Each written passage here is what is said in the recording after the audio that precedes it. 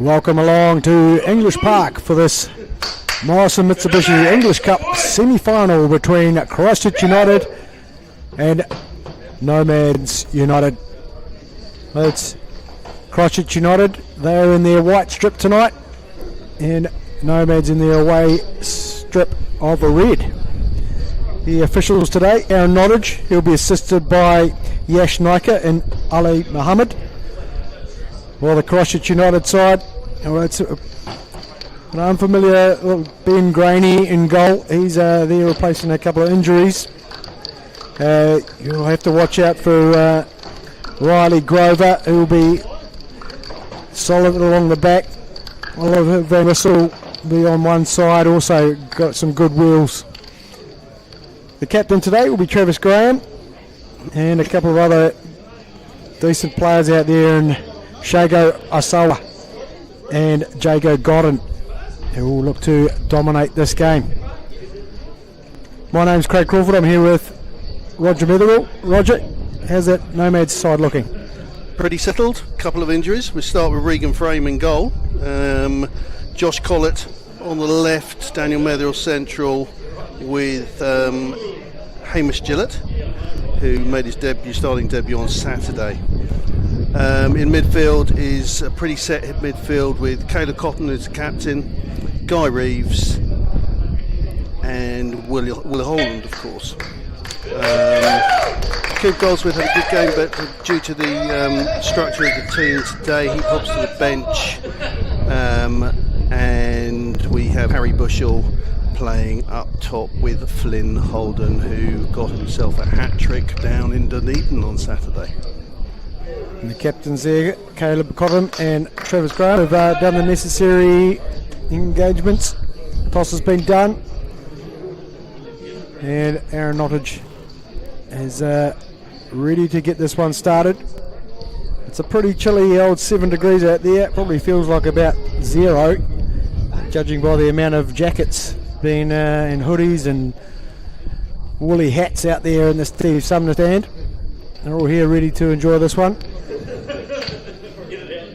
But it's okay, it's about 35 degrees in here.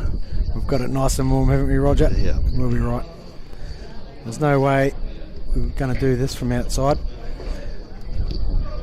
Well, these two sides have got here via United beating Hallsville United in the quarter-final by 1-0. And Nomads, just a week or so ago, overcame Furumi Bays by 2 goals. The other semi-final coming up on the 29th will be Kashmir Technical versus Waimak to play the winner of this one. Just let you know that there will be extra time if required, and penalties if there'll be nothing after that. It's United who are going to get underway with a well-staged kick-off draw, and Daniel Main try to get hold of the ball, can't do so. Godden does. Gets it forward to Tovali, and immediately finding width there is Jago Godden. Stevens trying a bit of trickery, drilled in into the side netting with the overlapping run there from Van Russell. Well, Roger, that will has a bit of a statement intent in the first play there. Yeah, playing at pace without a doubt. I thought the Nomads boys continued the plan from the 1-1 draw on trying to take care of Joel Stevens, which is easier said than done. Taking care of the inside run, one on the outside run. We'll see how that goes. They did an exceptional job in the 1-1 draw, and they will need to do an exceptional job tonight because he is a class man. Well, it's out there Van Russell, who will look for Stevens, doesn't find him, but trying to link up in there. Let's see who is out there. Number 11, Mashawa is out wide on the right, and Stevens has found him with a nice ball. Really using the width of the park.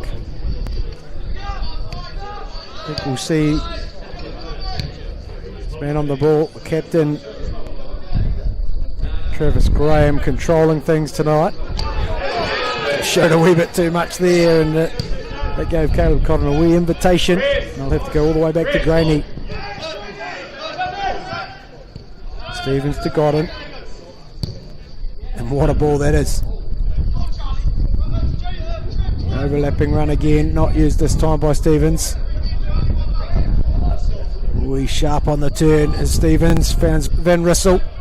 Gets it into the near post, and it's the first corner of the day as the defence collapsed in and took away the opportunity, but presents one in the form of a corner. The first one of the evening. Josh Collett with the clearance, heading clearance there. He made his, this is his 51st cap for Nomads, made his 50th at the weekend down in Dunedin. He's having a very good season. I always like to see how Christchurch United set up for these set plays. You can tell they put a bit of thought into it. They sometimes have 2 or 3 overloaded at the actual corner, but not this time. It's going to be floated right into the mixer. And unfortunately there for Van Rissel, you can only find the outer stands. Nomads without their captain tonight. He picked up a groin injury 5 minutes before kick-off on Saturday down in Dunedin.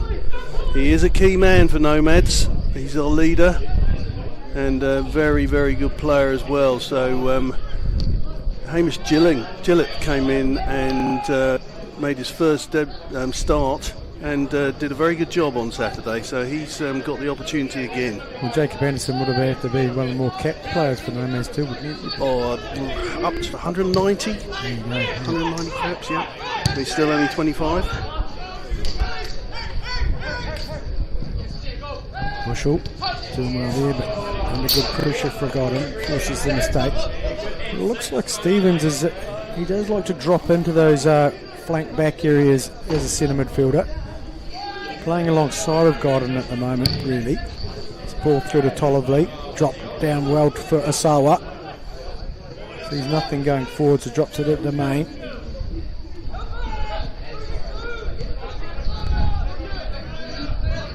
Just working the ball around well here.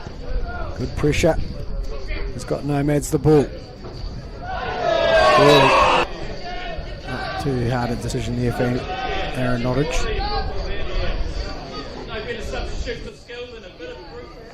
Neither all, just considering they've got a back 3 here tonight by the looks of it, with a couple of high and wide defenders. Rovers up and won it well. Main flicks it on, finds Asawa. Clever work in there from Asawa, but well, I don't know how he quite missed that one, but United coming away with it through Godden out to Van Rissel. It'll be a big game in here from Caleb Cotton, really, won't it? As he'll be the one who's asked to step up and take that role that Anderson normally holds, and just in front of the back 3, denying that space in the air, which can be used quite well by the United attack. Yeah, he'll be sort of 6'8". Will Holland, very much the same, I would imagine. I would imagine the start with those two being relatively defensive, with Guy Reeves possibly playing slightly further forward. This is the space here, and it's well done in there. Right. It was Gillett there, was it? He popped in. That'll give Will Holland an awful lot of confidence, that challenge there. Great challenge, won fairly. That's the kind of challenge he likes to do for 90 minutes plus.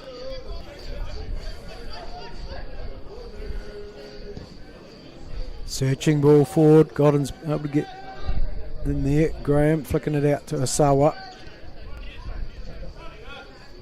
Always be a lot of patience in and around the Christchurch United game tonight. So I want to move this Nomads group around.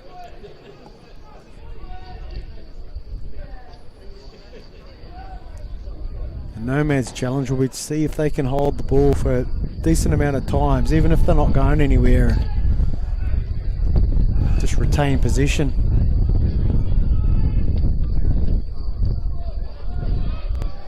Another decent tackle in there from the Nomads midfielder.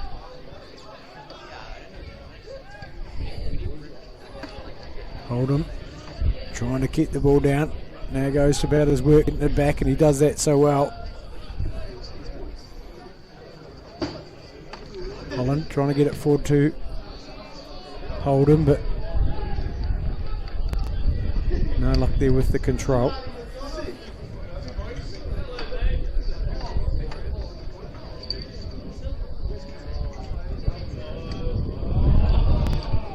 I don't think Nomads will be bothered about United having the ball in these kind of areas. They'll keep their structure. They've stayed very calm under a lot of pressure at times through this season, and the key, another big key I would imagine today is, like they did in the 1-1 draw, is follow every runner, especially Joel Stevens when he looks for those little 1-2s around the box. That'll be United's challenge, won't it, to have more threats than just Joel Stevens. Asar was capable as well, and here's Tovoli trying to add his presence in that attacking third. I absolutely agree. I think they'll be looking, pressure on Tovoli here, to deliver him some of these bigger games.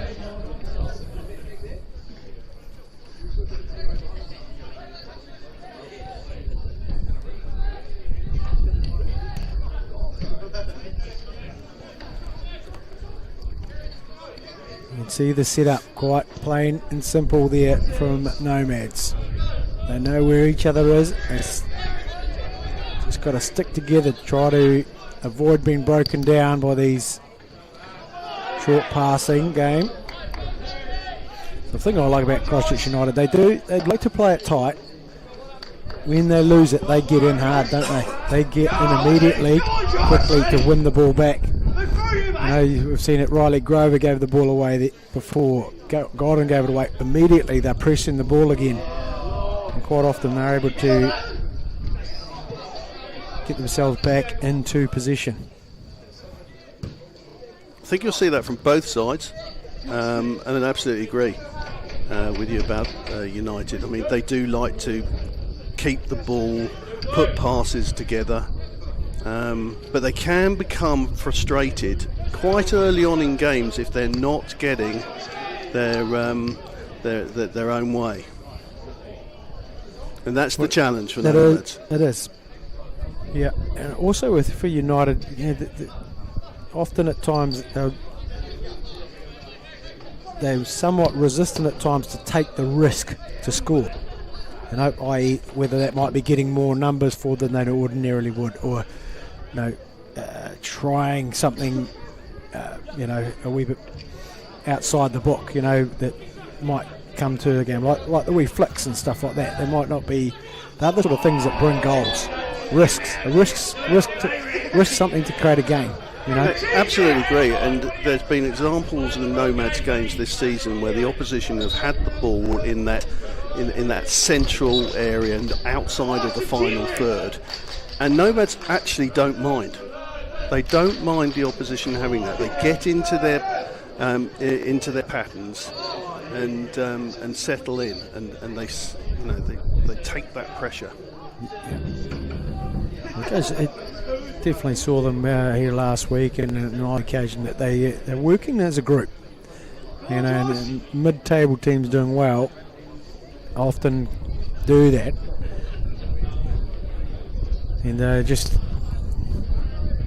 they'll be growing in confidence. They must have brought some confidence in this game, knowing that they all but took a result off United a few weeks ago, conceding a 90th plus minute goal to create a draw. As gutting as that must have been, it's got to give them some confidence into today's game, which for most sides would be quite a daunting prospect. And add to that, their Southern League form, unbeaten in 8. Yeah. Probably only bettered by Christchurch United. Yeah, so two of the most formed sides. them and Tech, I suppose. Kashmir Technical pretty seem to have found their mojo again. That's right. Here's an opportunity for Main, cuts back in. Couldn't find his way past Gillett. Good block. Gillett there, good work from the youngster. Sawa going pressing and well cleared in the end by McKee. That's McKee's driven it forward. Good play. Good defending. Nice work in there from Rogerson. Holden will stick with his role all day. As long as he's out there, he'll run. We know that. He looked to pinch something. Nice wee turn.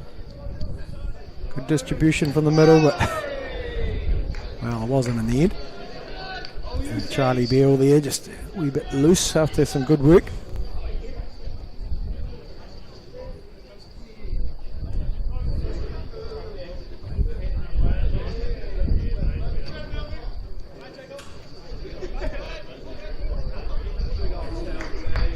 Holden flicking it in, but Gordon's read it well.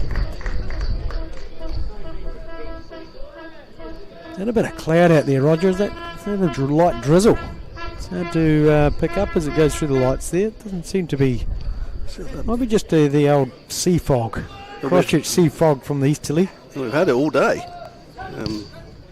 I've been luckily trapped in an office all day, right by a heater.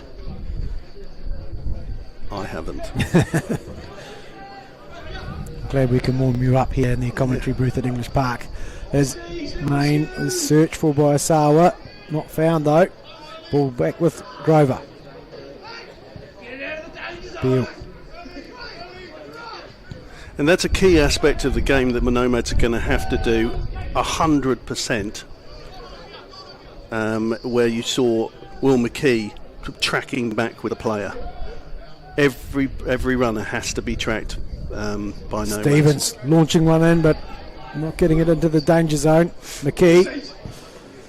Well, nice work from Asawa. Ball's back. Charlie Beale. Grover. And they reset to Christchurch United after that. Wee bit of intent there from Asawa, who tracked hard.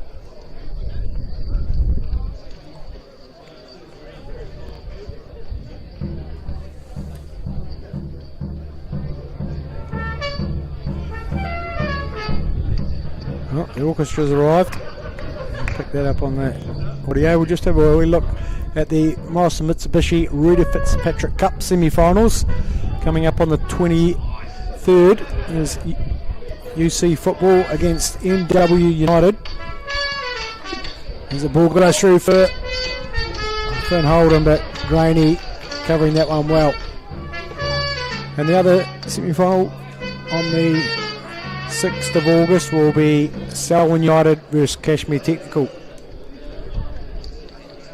All those games will be live streamed. And as mentioned earlier, on the 29th will be the second semi-final of Kashmir Technical versus Waimak United. But who will they get to play? Christchurch United or Nomads United? Well, it's all even so far. As Nomads have got it through. Holden giving chase. And thank you to the United captain for getting back there, or else Flynn Holden was in. Very well covered there. Playing with immense confidence, Flynn Holden. I think Graham might be playing in more of a right side of the three centre backs, and he's popping up into that centre midfield area at times.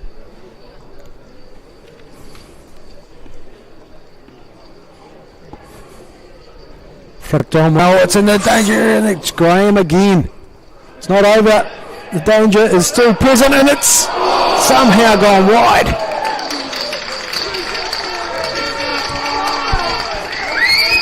Now that will really give the boys in red a lot of confidence. I mean, no surprise. It was 2 headers won by the big man up top, but the lads were round him to try and take the opportunity. And Will McKee very, very close to putting Nomads 1 up there.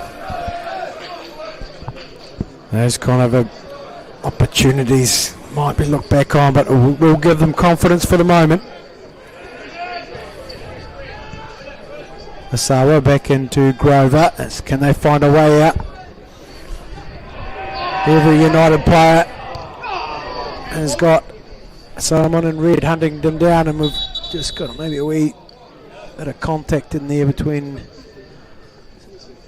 Tolliver and is it Metherall? Might have been caught up in that one. Yeah, they had a nice little few chats in the last game, I'm told. So, no love lost, I don't think. Big centre back and a striker who's trying to prove himself. That's good, isn't it? What we've paid our ticket price for. Yeah. So that marking from Nomads has a good bit of intent about it. They're working hard for each other out there at Nomads United.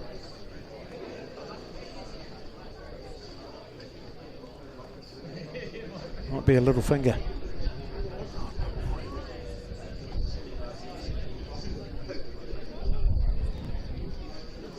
So it'll probably only be off for about 20 seconds, and Will Holland will pop into the centre there at the back. Just while Ball he's under off. pressure in this new drop ball rule. Smash it long, waste a bit of time getting back on the pitch. Oh, it gives Finn Holman an invitation, doesn't it? For Nomads. Just a wee straight touch there, and it's with Stevens. And Metherall's back on.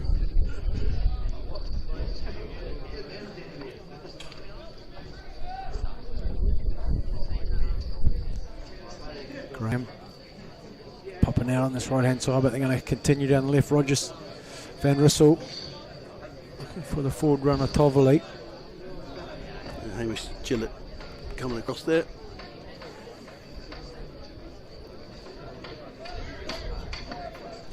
Well, you can tell it's semi-finals football when the Steve Sumner stand's looking full, especially on a pretty chilly night.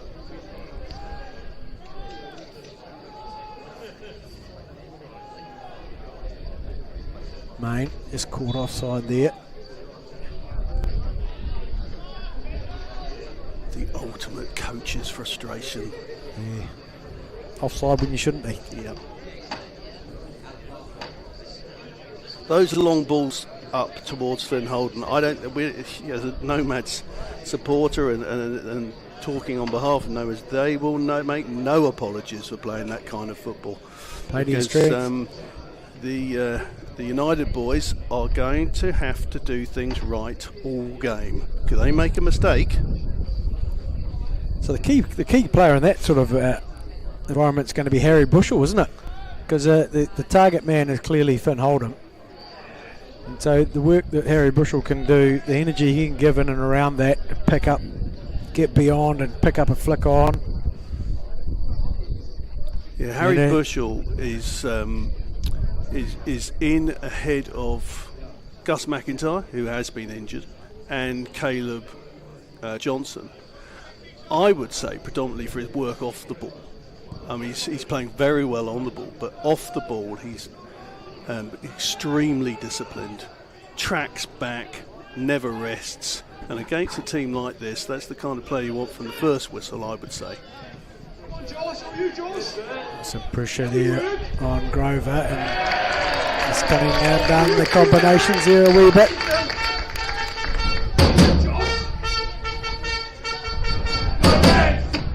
Hold him. Let's work back in.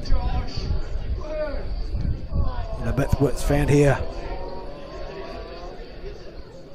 Sandy's there making a forward run, trying to work it through with Harry Bushell, but ran inside the offside zone. But there's a wee bit of an opportunity, and we've seen a wee bit of that threat that Nomads can provide. Good extension of the plate.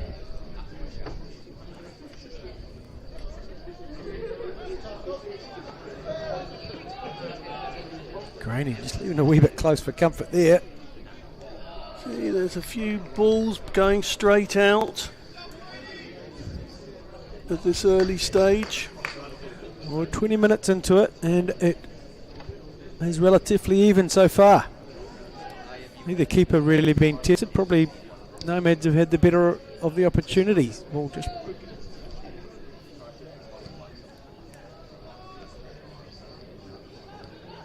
that's probably where United are the most dangerous, actually, when they can turn around and turn nothing into something. There's frustration from the striker already, I see. And this is good news for Nomads. Just keep working hard, keep the score as it is. Stevens with that quick turn. Got two good numbers in there from Nomads. Won that one by population. And it comes from the key. To get the ball on, but straight into Riley Grover. Some hopeful shouts for handball there, but I don't know if Riley Grover knew too much about that one. Collett. Nice little 1-2 in there between Holland and Cotton. Is he going to get through there? Desperate work as the lines between Rogerson and Graney got shorter. Rogerson was not going to risk anything. Absolutely, experienced defender looked at his inexperienced keeper and said, I'll deal with this. Well, Metherall has had a seat. Don't think that hand is too flash for the young man. Now, Nomads are already without Jacob Anderson after Saturday. They, I would say, don't really need their other ever-present centre-back going off. We would hope the discomfort can be taken care of. I think we need to probably bandage it up. He maybe bent back his thumb, and we all know that can be exceptionally painful if you've done a proper job. Oh, here comes the tape. Yeah. It's coming out. Yeah. Yeah, nearly. I've played a game with what I thought was a dislocated finger, and then in the morning it was when I took it to the hospital, it was broken. So we went on and won the game, so everything was okay. Yeah. Excellent. All it took was a bit of insulation tape. Yeah. All the ever-present Hunters up for Nomads, putting pressure on. Oh, and they're giving it away.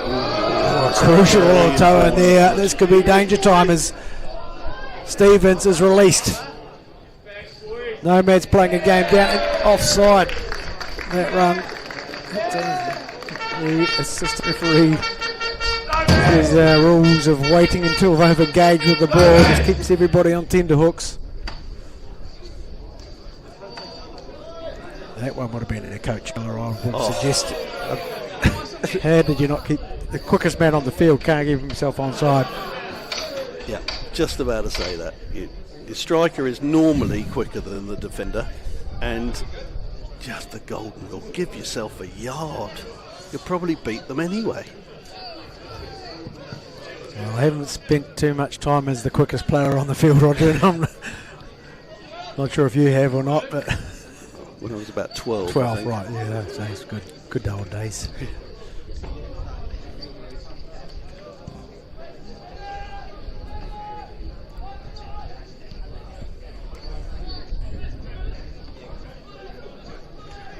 Some willing runners out there for United, but they're just failing to connect properly with Riley Grover with something special. Nicely fed through. Here comes the keeper.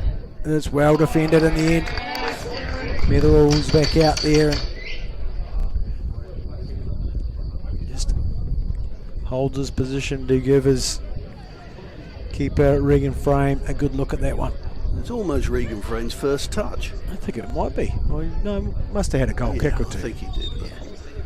25 gone.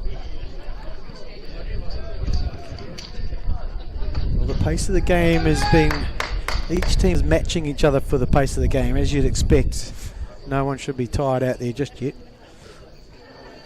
That might be the telling as Hold'em tries to get on the ball.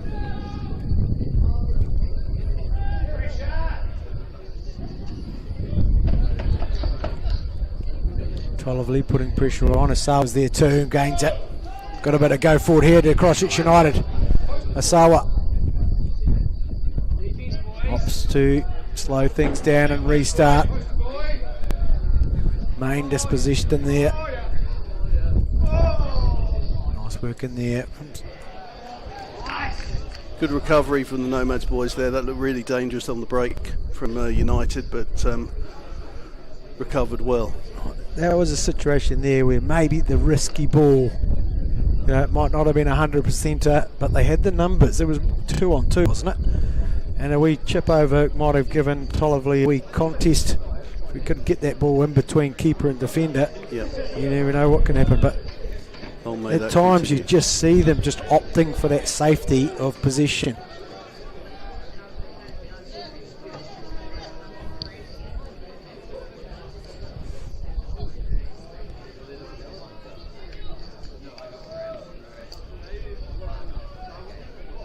Now they come with a risky square ball. Now they've got a bit of ascendancy here. Grover to Asawa. Continues his run. Tracked all the way. Nice work by Cotton. Yeah, good tracking back from Caleb Cotton there. Bristol, that's a good That's ball. a nice ball.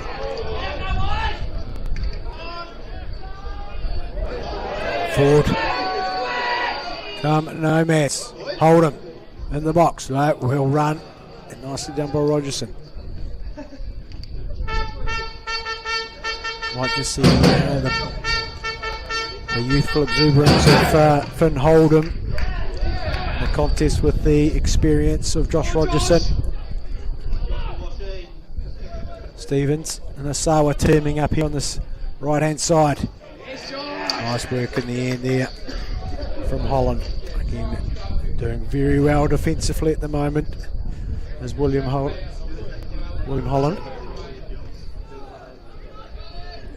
That space that United found in the middle of the park, as that's a worry. You know, Nomads, they don't want to be giving that space in the middle of the park.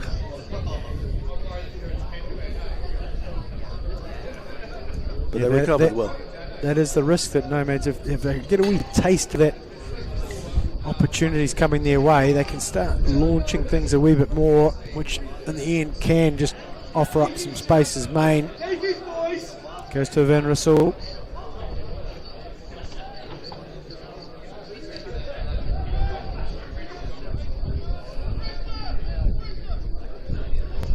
Can't clear it or keep position as they try to move out of there. Nomads, they want to try to secure some defensive position so they can play out, but not on that occasion. I think you're absolutely right. You look at the structure there as United had the ball and were passing it a little bit around from one side to the other. And Nomads all looked at each other, making sure they were all in the right places. And that ball you're talking about, that risky ball that United need to possibly take, they're not doing. And that was an opportunity there where they needed a runner. There's an opportunity, it's gone in, and Frame will collect that easily. Well, it wasn't far away from finding the near post run of Josh Tollively. Here's the one-on-one battle. Holder done well to bring it down. Can he find some support? Going away from it initially, but getting out to Sandys. The way back. Get it across the Metherall. That exchange price, just good idea, just to enjoy the ball for a moment or two. That's not enjoying the ball. Mr. McKee. Yeah, bit of a rough touch there, but never mind. Just call it. Good effort at a wee lay off there from Hold'em.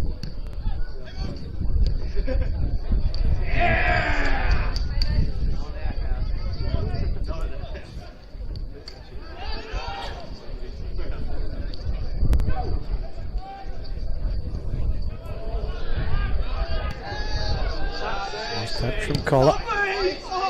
Looks for Bushell, but look at that midfield hole now. He's just needs to be probably a wee bit tighter. Agreed. Good news was that they weren't in front of the ball, though. At least they were behind the ball. Exactly.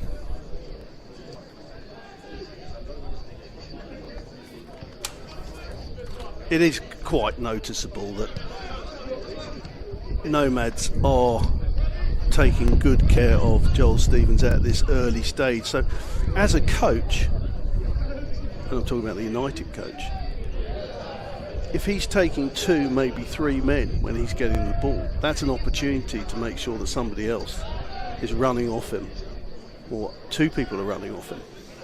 So that's that attacking midfield area, isn't it? That you got Godden, you got Charlie Beale, Daniel Main, and Josh Toverley. They're going to be key if they can get in around that in that space in just in between the midfield line and defensive line. Godden clip well into the stride of Asawa. Rockets it into Metherall. Gains the second corner of the day. Well, I worry a wee bit here for Nomads. And things are getting stretched a bit more. And that's where you give a side like United that bit of space. If they can get used to playing the longer and longer the passes that United can make, the more damage they can do. I'll have to deal with this corner for a start. Can't quite see who's taking this one, but there's a group at the far post. And in it goes, right in on frame. Somehow, where's it going to go? In, out, off the line. And away come Nomads with stoic effort right in the mix. So there might have been all the action in and around the 6-yard box. Brady's come out wrong. Grover has gone for a crossfield ball, which is a good element of risk about that one. Asawa rode the challenge well. That's a good challenge. I thought that was decent. I thought so too, and looks like that might be one that Will Holland will rewind and have a wee look. Say, I told you so, ref. But no, that's the angle that Aaron Nottage had. He was pretty sure of his decision. Of course, we're looking at it from a very good vantage point from here. He's just trying to quieten everybody down. Just let me get on with it. Probably looking at 30 yards out, aren't we? Yep. Pretty right. Who's over the ball? Is it Joel Stevens over the ball? Probably Joel Stevens over the ball, I would imagine. But yep, probably he'd have to get it very right. Stevens and Van Rissel. Left foot of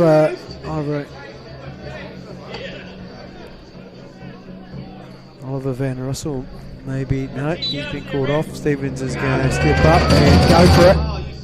And on top of the net. Not a million miles away, but I think Regan Frame had that one covered. Did dip alarmingly at the end there, didn't it?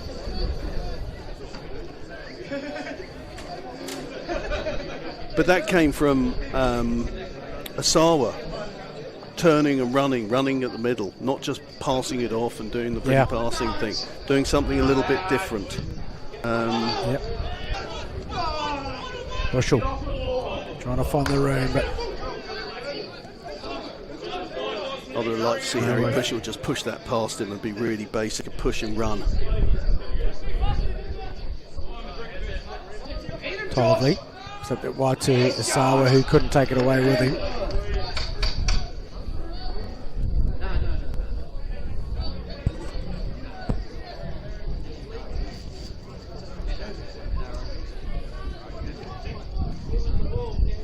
Got it. Main. Back to Godden, who will switch it out through Rogerson. Driving at the line, something different. Hugely important last 10 minutes here for Nomads. To get to half time, all square, will fill feather them in the with cap, won't it? Absolutely.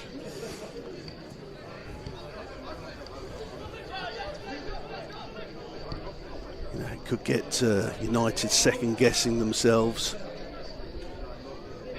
Nasawa whips it into the near post. Middle's there, covering that near post. Another corner here for them to defend though. Sawa had a strong last few minutes, hasn't he? Starting to get fed into trying different things, I think is the key, isn't it? Van Rissel will be taking charge of this corner. Similar sort of setup.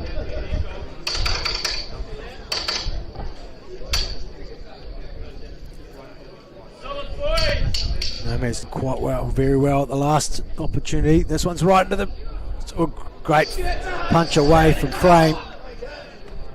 And Rissel will whip it back in, and that's a delightful ball. Where's it going to fall? Netherall getting a good piece of that one. Implements the clearance well. Grover bringing it down well. Finds a bit of width. Back it's in. Plenty of numbers there for United. Well defended in the end.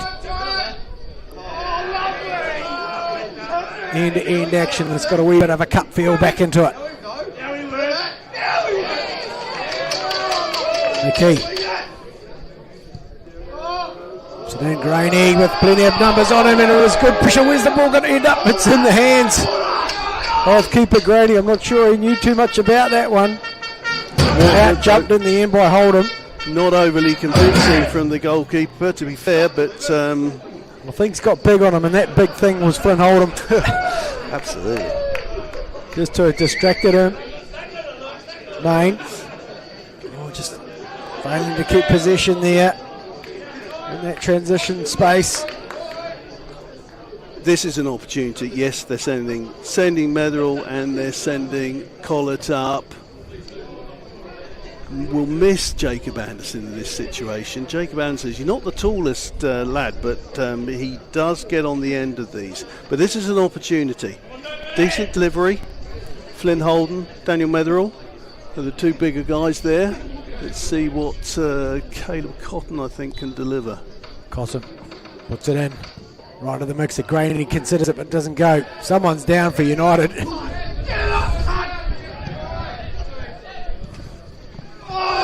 Totally straight into the back. Nottage will just have to. I didn't see what went down there. My eyes were firmly fixed on the keeper actually to see what was going on. It's Stevens who's gone down holding his ankle. Toverley decided to give a forearm into the back of McKeeb over by the touchline. Toverley's got a short fuse, there's no question about it. It seems unnecessary. I think it's gone unnoticed, but just there's a few words being had between the players and Toverley. There's less than 40 minutes gone, and there's frustration from the lad, which is great news as far as Nomads are concerned. Well, frustration can have different effect on different players, can't it? See what it will produce with Toverley.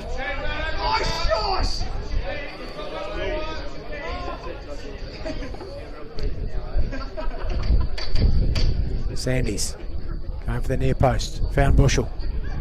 Trying to work his way around the... Whips it back across, and surely! Oh, what a goal! 1-0. I'm not sure if it's an own goal. But it is a goal, no doubt. I think it went past Hold'em, didn't it? I'll tell you what was most impressive. Harry Bushell is so left-footed it's not funny, and that was all right foot. That was all right foot. Turned, drilled it across. I think that went beyond Hold'em. And Riley Grover might have turned it in. Well, we'll have to wait and maybe get in front of the referee there.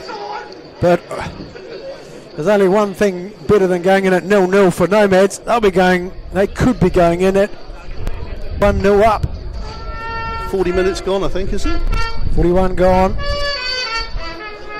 We have a game on our hands. What a great effort from Nomads United. That will change the complexion of the game. They've been big time. Ryan Edwards is now going to have to change his half-time talk. Or will his players step up here in the last 5 minutes of the half? There'll be a couple of minutes of additional time in this one. It's been the physio has been out a couple of times with Graham. Graham will definitely collect the yellow card for that one, and Bushell winding up the crowd somewhat. I love it. That's cup football for you. We've seen that from the Christchurch United a couple of times. The ball rolling it under the foot shows a bit of inattention, doesn't it? Are they going to send forward here? Not Cotham's going to stay. Cotton, Gillett, McKee all staying back. Will Holland's in the middle.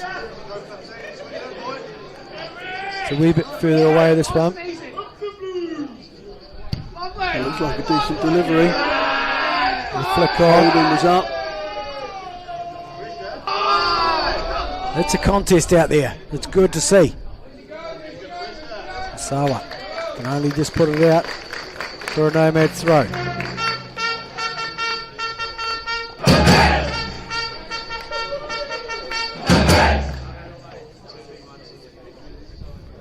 The Nomads boys have got the bit between their teeth now. There's high-fiving going on for tackles and sort of tackles, anything. They're high-fiving.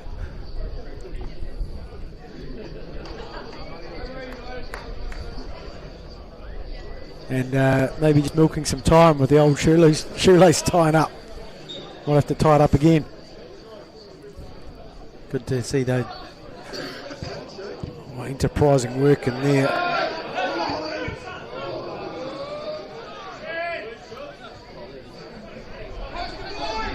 Sawa on Grover to Beale. Everything's getting tight, but they played themselves out well.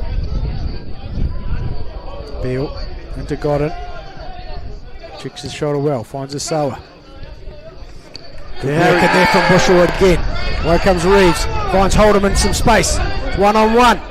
What's he going to opt for? He's going to strike. Ooh, couldn't get it on target. He'll be disappointed he didn't get that on target. That really was a great opportunity. But I've noted before that, Harry Bushell is all over the pitch, coming all the way back into his own half, right over underneath us here to make that challenge, to make that tackle and just distribute. Having a great first half. He's got one hand on the Player of the Day certificate from McDonald's, no doubt. Nice and healthy. There's the pressure in again. That was that time from Joshua Collett. The intent, defensive intent is strong. We're all up, just waiting on a. Haven't got a fourth official here today. It's nice work from Cotton to find Holdham. Launched it. It's well read in there by Travis Graham.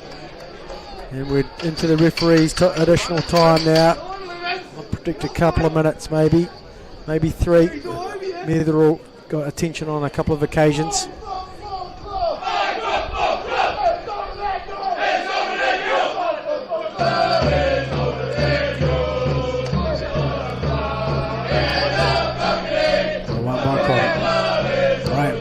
Travelling it forward. Netherall, no chance of having. That's Toverley it's gone to. Missile. Unable to get it to Graham. The defensive intent from Nomads has really won this half for them. There's been next to no opportunities outside of set plays for Christchurch United.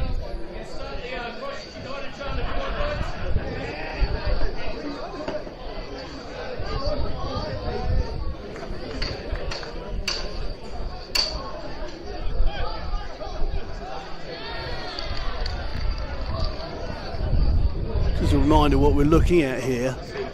We've got a back line of Nomads who are 22, 21, 19 and 17.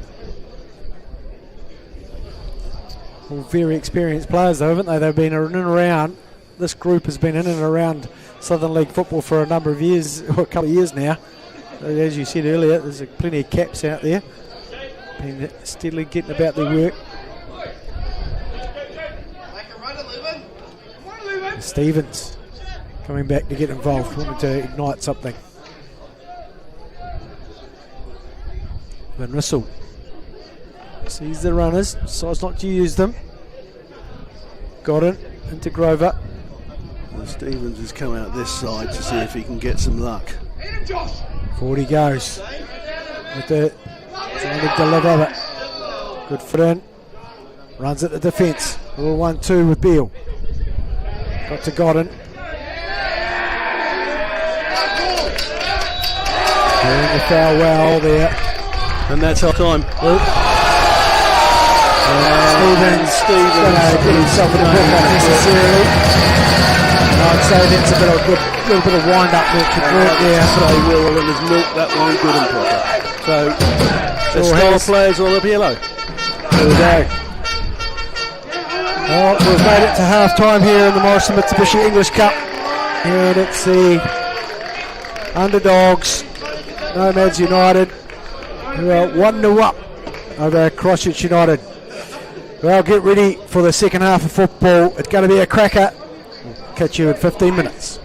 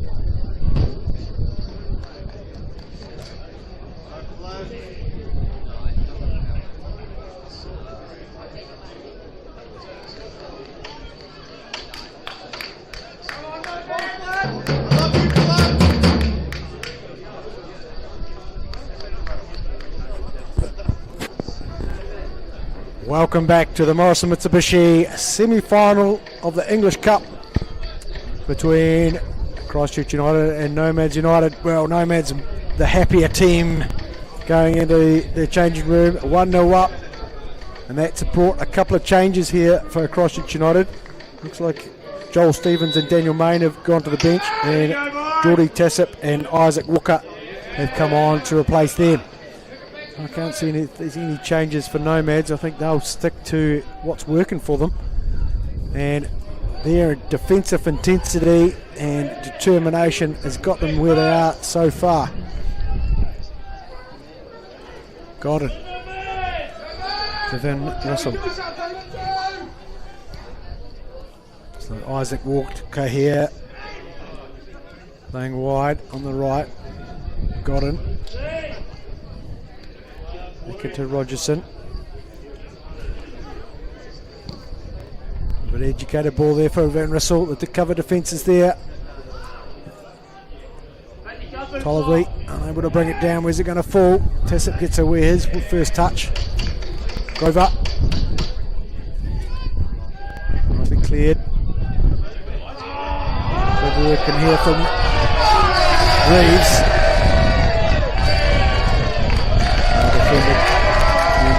There's plenty of energy in the Steve Sumner stand for Nomads United. A few drums and sing-songs from the United fans, so a great little atmosphere building. Rogerson forward into Asawa, who is busy for the first half. Tries to connect with Walker but can't do so.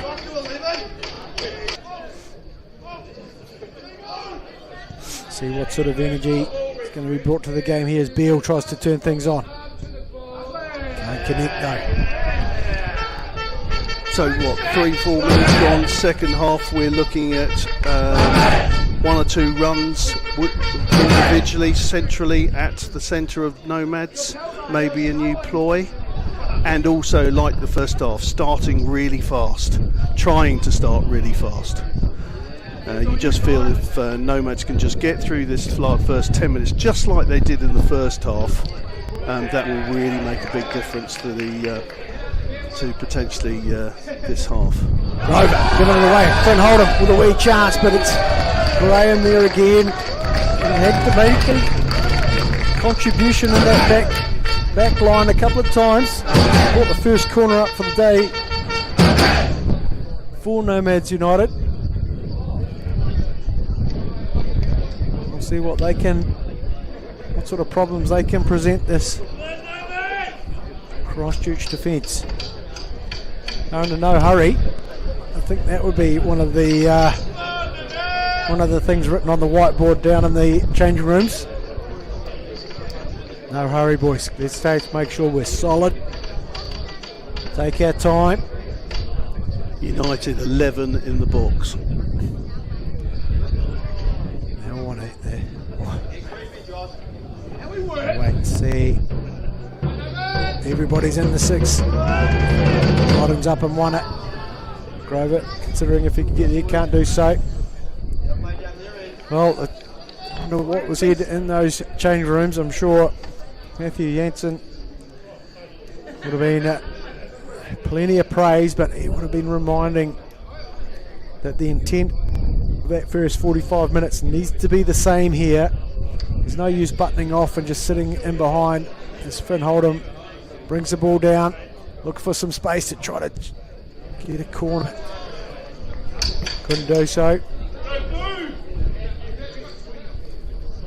So impressed with the Nomads United boys, the shape they're keeping.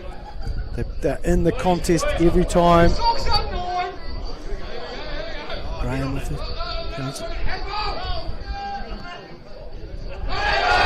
Every time there's a contest that a United player gets a wee bit free, there's automatically someone on them. Tolliver, big switch of play. Masawa, what a touch. Taking it. Just probably took him a wee bit wide, but still one-on-one. Probably practices those. Back to Grover.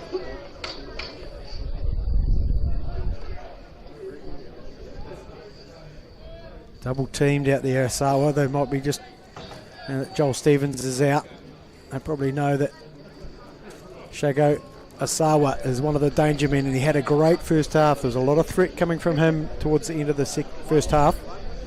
Hugely interesting thing taking Joel Stevens off at half time. You know, you wonder if he's got a niggle, wonder if it was the yellow card, not sure. But Asawa is, I would say, key to United this second half.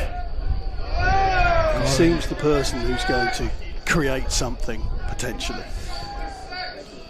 Ryan Edwards, what he might have said in the tunnel, they've got a pretty methodical way of putting his team together and trusting in their abilities, and I'm not sure how shaken up he would be with this score the way it is. It's pretty trusting in his players.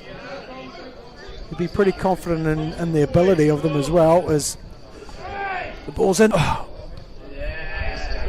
The opportunity there for Tolliver. It was a great ball in from Van Rissel. Van Rissel unable to get that one into the danger zones. Bit of a tangle up there as Tessop tried to get himself in the game. See that cross into Tolliver there? It just reeked of a striker with a lack of confidence to me. I might be wrong, he might end up going to score 2 and getting the win at the moment. Yeah, not to say at that moment, couldn't find the form he needed. We don't know too much about these the 2 replacements that have come on, and Isaac Walker and Geordie Tessop. See what they can bring to the game.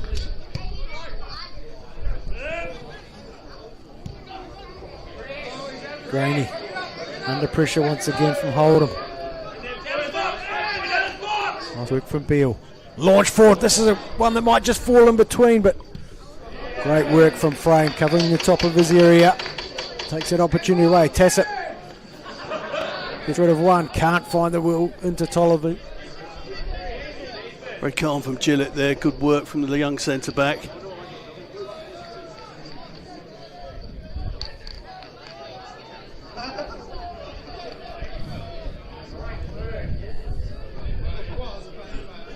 A little bit more physicality coming from United, possibly.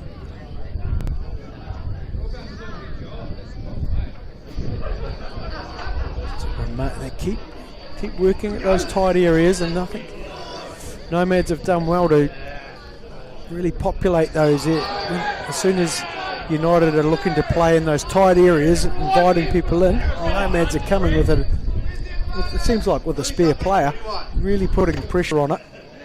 That's Harry Bushell doing a lot of work in there, isn't he? Coming back into that midfield area to put pressure on the area of position.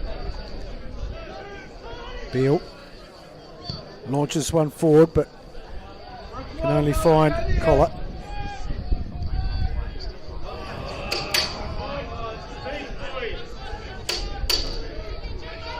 Van Russell into Godden. Clever work there from the number 10 on the back of Caleb Cotton's back.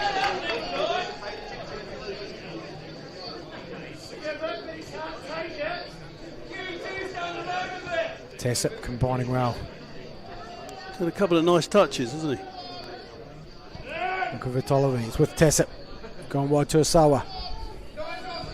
And it goes. Where's it going to fall? Oh, desperate work in there. And Aidan Sandy's great work. Sandy's going working overtime to keep that one out. We saw how well he played in that quarter final. Obviously been able to cement his spot there. Outstanding since coming in. Probably played half a dozen games now, and yes, he's a talent. There's no question about that.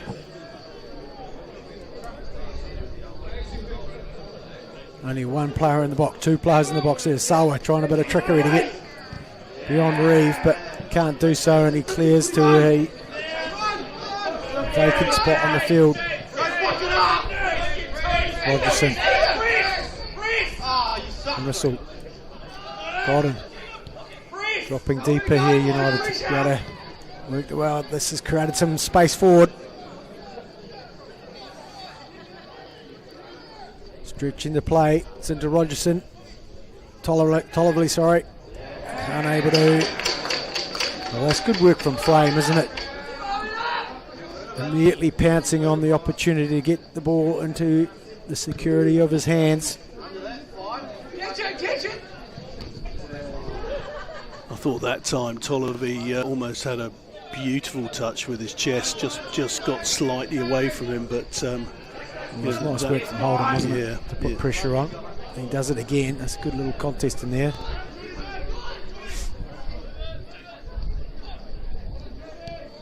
Certainly trying to play the game quicker, aren't they? That must have been the instruction from Edwards. Move Nomads around more, I think. It seems to me. Great pressure there and a challenging ball. Graney's done well. Hold him. Immediate pressure.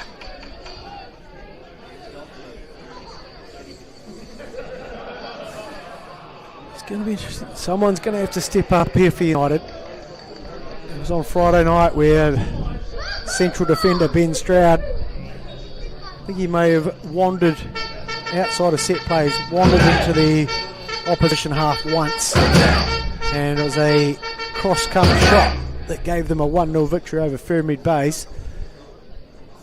I think you're very generous calling it a shot. Well, I've been played in the defence before, and I would have taken it. I think even he didn't even celebrate that one. But no, he did. They all count. He did. They all count. It might have been a subdued celebration, but you could see the pride all over his chest. That's the physicality that's been introduced here from United, and they'll rocket something forward here. Isaac Walker, one-on-one, enters the area. Can he get the ball under control? He has got past one. Great work from Frame. Well, what a combo of defence from the Nomads United boys. Well, I think the Nomads boys might have been having a word about challenge on Flynn Holden before there. But yes, that would have made quite a debate if that one had if they'd been able to break and score there. But there's decent work in there from the defensive group, including Regan Frame. Huge opportunity for Walker. He made it himself. Great pass, but then made the opportunity himself, and he had a really good opportunity there. There's a decent flip in there from Van Russell on Bushell. That physicality. just stepped up a notch. Two teams out there who want it badly.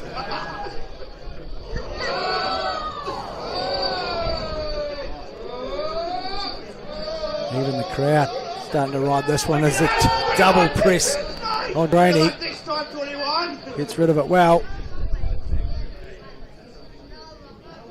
I think this sort of game will favour Nomads a wee bit, to be honest. This overly sort of physical contest.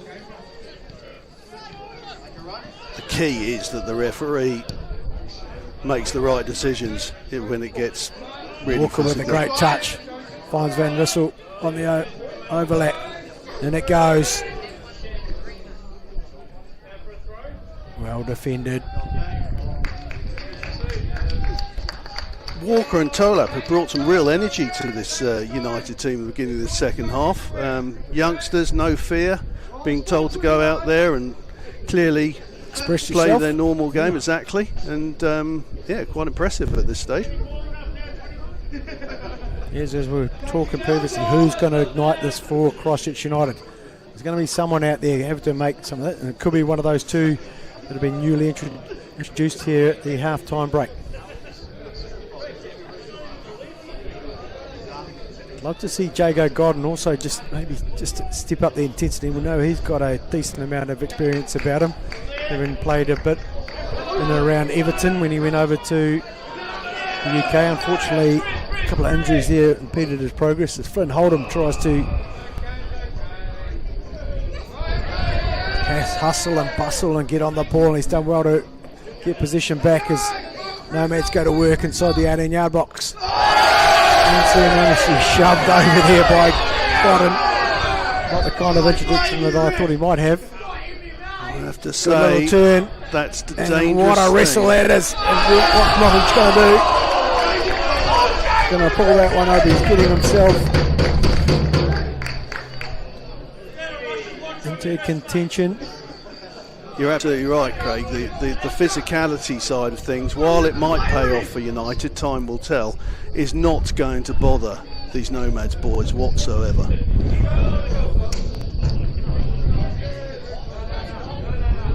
A little flick on.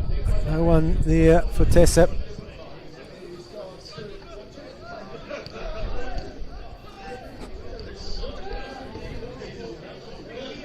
Beale with a tidy turn, finds Tessep. Back into Rogerson. This is where there's not enough movement for me. United have got to start moving some bodies around. It's all a bit easier. That's a nice ball though. That's the Walker cuts back in on his right, drills it across. Opportunity, but Beale, and what a tidy finish. Just like that. It all looked so still and mundane there. One decent pass in. Beautiful work from Walker to put it back into the forward running Charlie Beale. Opened up the hips and tucked it away to make it 1-1. Yeah, it was a great run, it was a great pass, but as I said at the beginning of the game, if Nomads are going to get something out of this game and get into that final, they have to follow every run, and I'm afraid one of the defenders a bit slow off the mark to follow the run. Gave him the time and he really used it. Great pass in and finished beautifully.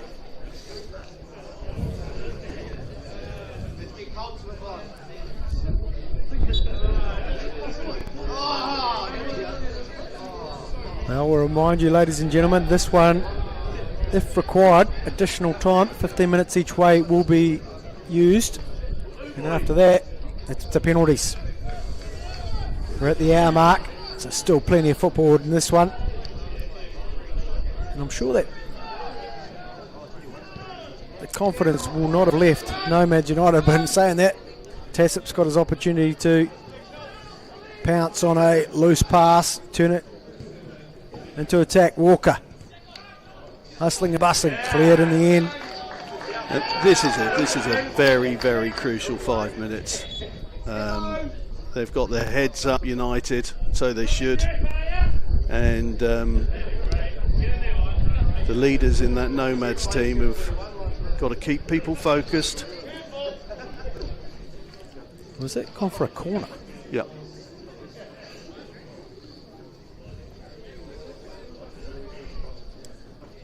Well, it's everybody back now for Nomads. Both teams seeing these set plays as real threats. Grover's put that one very deep. It's put back in. Well defended so far from Nomads. Grover.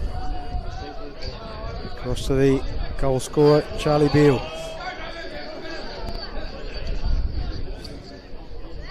Well, it just changes things now for Nomads. They know they've got to get another goal if they want to make it through to the final.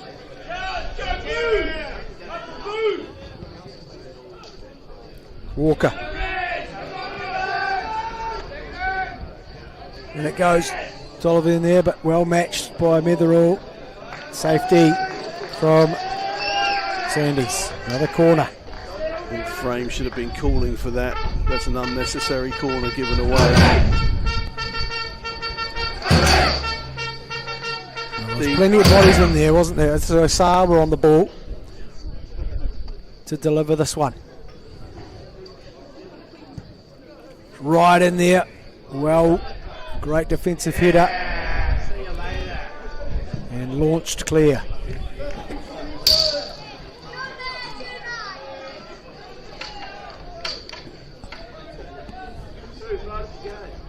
Just noticed Caleb Johnson's on the pitch, so he might have snuck on at half time. Sorry, missed that. He's come on for his 50th cap. Just trying to check who he has come on for.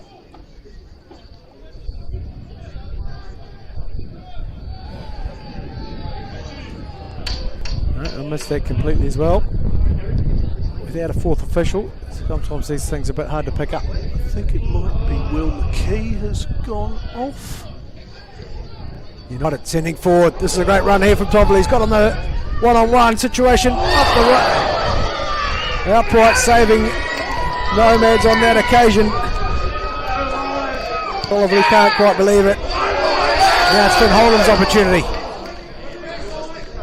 Nice interjection there from Rogerson.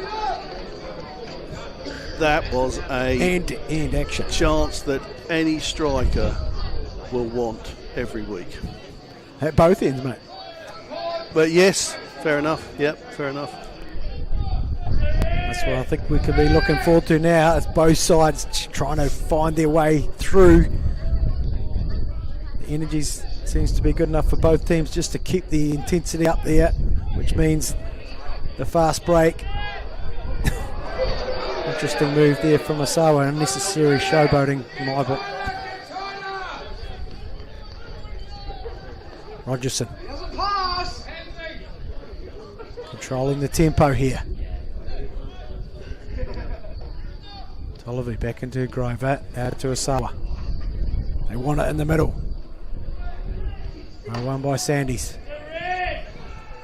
Gordon dominating.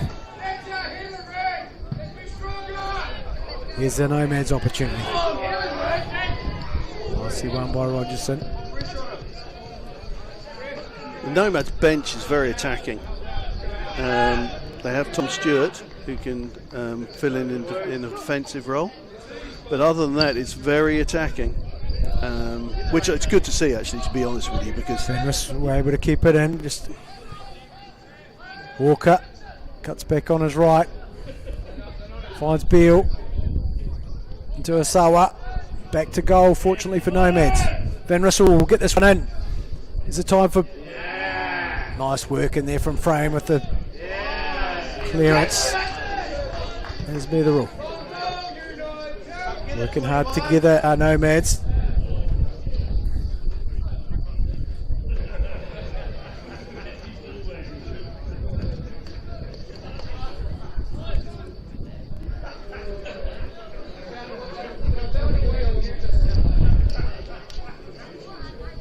Wrestle. Nice ball in here for Dolby. A bit of a wrestle going on. Walker. Quick feet, isn't he? Just looking for a jink and a jive. He's been setting it up onto his right foot regularly, but you sort of sense that he might be able to whip round you quite quickly and deliver one with the left. The two new lads have certainly brought something new. Quick feet, a lot of movement from both of them. They're providing a wee bit more support for Tolliver as well, aren't they? They just service and support. As Walker gets on the ball, Cotton, his experience, his good body shape, takes off, feeds it in. Rainey's come out. Did he get the ball? Well, good positioning from Nottage, he was right on top of that one. It seemed like Rainey had come a wee bit too early there. Now it's with Toverley. End action. Look at those red shirts. Just getting back so well. Tessa. Well read in the end. Somewhat threatening ball, but it's Tessa. That could be a yellow. And he was lucky not to get one earlier, wasn't he? But whilst United are quite clearly playing a faster tempo game, they are on top, they're looking dangerous. But the breaks are there. You know, it's opening up at the back, up top for Nomads as well. So I wouldn't be at all surprised to see Nomads go and put one in. I think we're going to see more goals. I think you're right. I think we're going to see more goals. Well, we know we're getting into that stage of the game, 70 minutes down, where we see a few players starting to stretch. We're seeing a bit more heavy breathing, which that sort of lesson can lead to some opportunities for players out there. Little mistakes. It looks like Nomads are going to chance their arm here. This is a long way out, but they've all but three have gone forward into the area. Oh, it's hustle bustle in there. It's well won by Godden. Put back in. Rogerson this time. Beale can't find his way past the newly introduced. Haven't seen that one. Haven't been watching much wrestling lately, but I just think I've seen some. I'm not sure how that wasn't a yellow card. That was just Caleb Johnson was unceremoniously. I was lucky he still got a shirt, to be honest. Very lucky ball to get a yellow card for that. But this is a good attacking position for us to be in. Us being Nomads. Yeah, just watch that eye patch has just come over you. Hold it back up again, Roger. There we go. Who's going to step up here? Get a second bite of the cherry here, Nomads. Walker goes through one. Is this one going to fall? Challenged by Sawa. Now these fouls are going to come thick and fast. I think Aaron Nottage is going to have to make sure that he keeps everybody's objectives honest.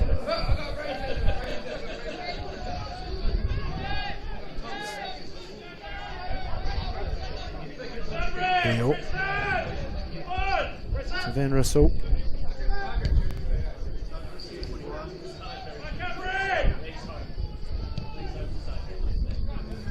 Walker popping back in the zone, looking to ignite something, couldn't do so. The defence stayed strong, good shape about it.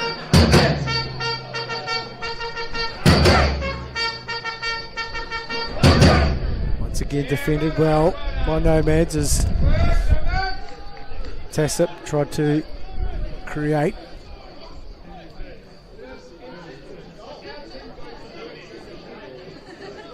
Rogerson. Tolvey. Tassip.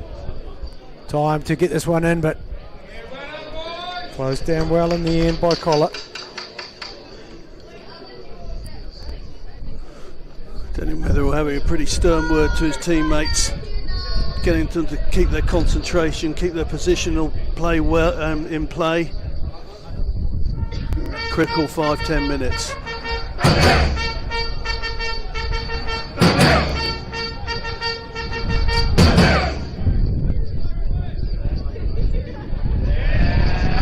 Nice work here from Nomads. Can they ignite something? There's some willing runners.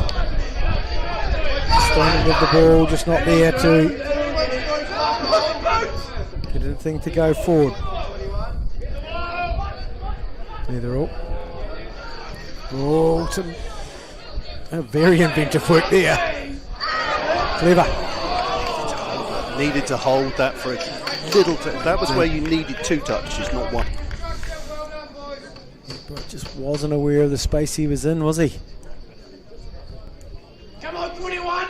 Come on, 21. Take those gloves off, 21. What school of football do you have to go to play that Gillett clearance there?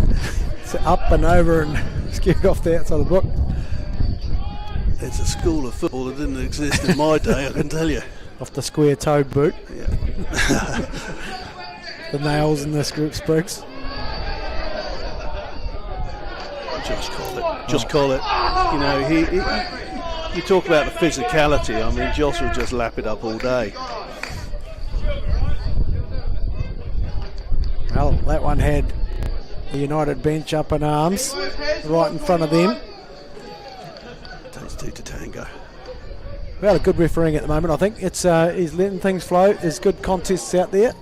It's all got to have a bit of physicality in the game, and Charlie Beale tries luck down this side, finds Walker. Great little touch inside, really opens stuff up. Beale, inside, outside, back on his left. Dangerous ball, well cleared. Now, Oldham goes about his work. Able to get the ball. Can he connect up? He can. Going down for me, going down a bit easy. It's definitely contact in the air, but it's not Finn Oldham's game. Walker with a great touch here. Cuts inside once again. He likes coming inside, doesn't he? To see him just exploit the space he creates with the touch. Nice work in there, igniting the crowd there, Caleb Johnson. Netherall, good ball forward in front of us. Bushell, great turn. Stop and go, ball's in. Ooh. Not over here, the attack from Nomads. Johnson, an opportunity to strike him. What a strike it is! My word, Caleb Johnson, welcome to the game on his 50th cap. Now there's a goal to celebrate. Certainly is. Well, that's a great finish in the 75th minute. It gives the advantage back to Nomads United. Well, they haven't had many occasions in the 18-yard box, but that one, you saw it unfold with Caleb Johnson getting into on his left. It opened up for him and curved it in. Just about to say, no chance. Just about to say, Caleb Johnson has real wheels, and if you can get it to him in space, I'd love to see him take on the man. It surprised me coming in inside onto his left foot, but we've got left-footers providing right-footed crosses and right-footers scoring curling left-footers into the goal. Well, they've been, I'm sure, how many training sessions down at Tullett Park have they been going over and over those little schools that turn up on big occasions. I can't see United expecting that. I think they would have expected, they got the equaliser and they pretty much expected to start taking a full grip on the game. That really has sent a spanner into the works.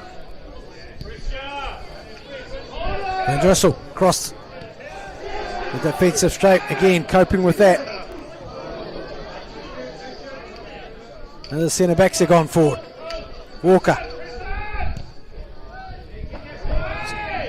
Tollively there, not able to get anything on it. And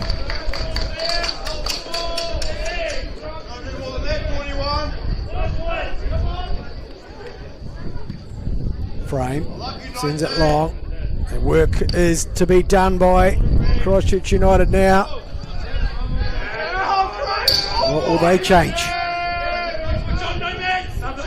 12, 30 minutes of normal time to go. So next 7 minutes.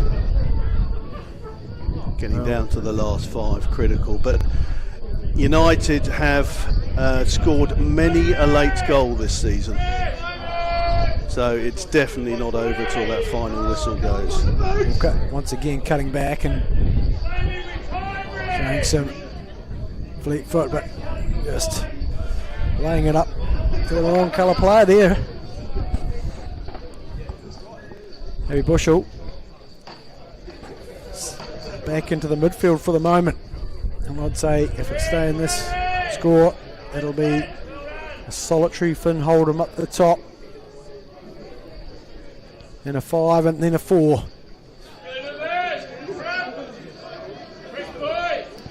Clever work by Cottam there, just resisting the urge to go out chasing the ball. Gets back into his shape. Josh Collett, solid as a rock. Caleb Cotton's covered some ground tonight in midfield, along with Will Holland in particular. I think Will Holland's had a cracking game as well. And Harry Bushell feeling the effects there of the kind of work he's put in. Oh, his running off the ball has been quite remarkable. I think he might be coming off. Yes. And he has. Angus McIntyre making his return after quite a few weeks out. Very dangerous going forward. He'll work very hard getting back as well. Good to see him back. Well, Harry Bushell, just about a player of the day performance in that first half.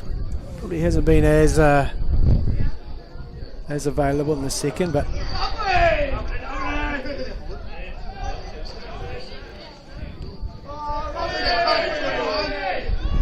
Rogerson exchange with Beale. Now towards Grover. It's all around the edges at the moment for United. Can't find the way through. There's Nomads stream forward.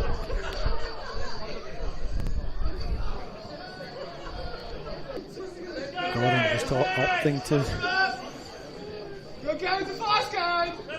slow things down.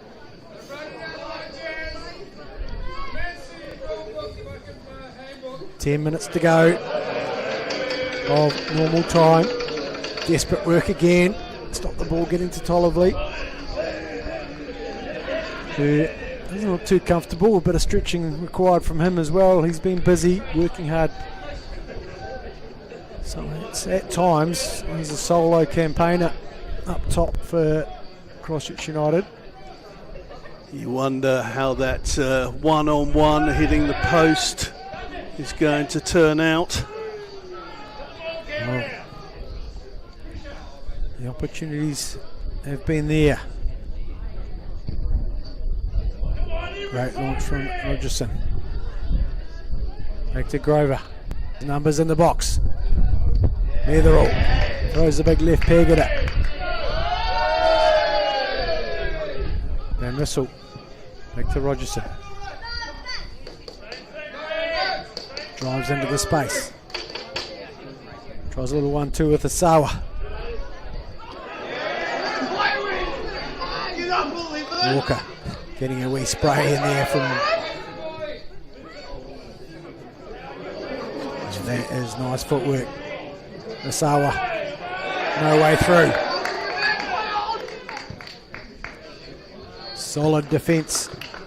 A lot of white shirts going much further forward now, isn't there? Rogerson is spending more time forward than back.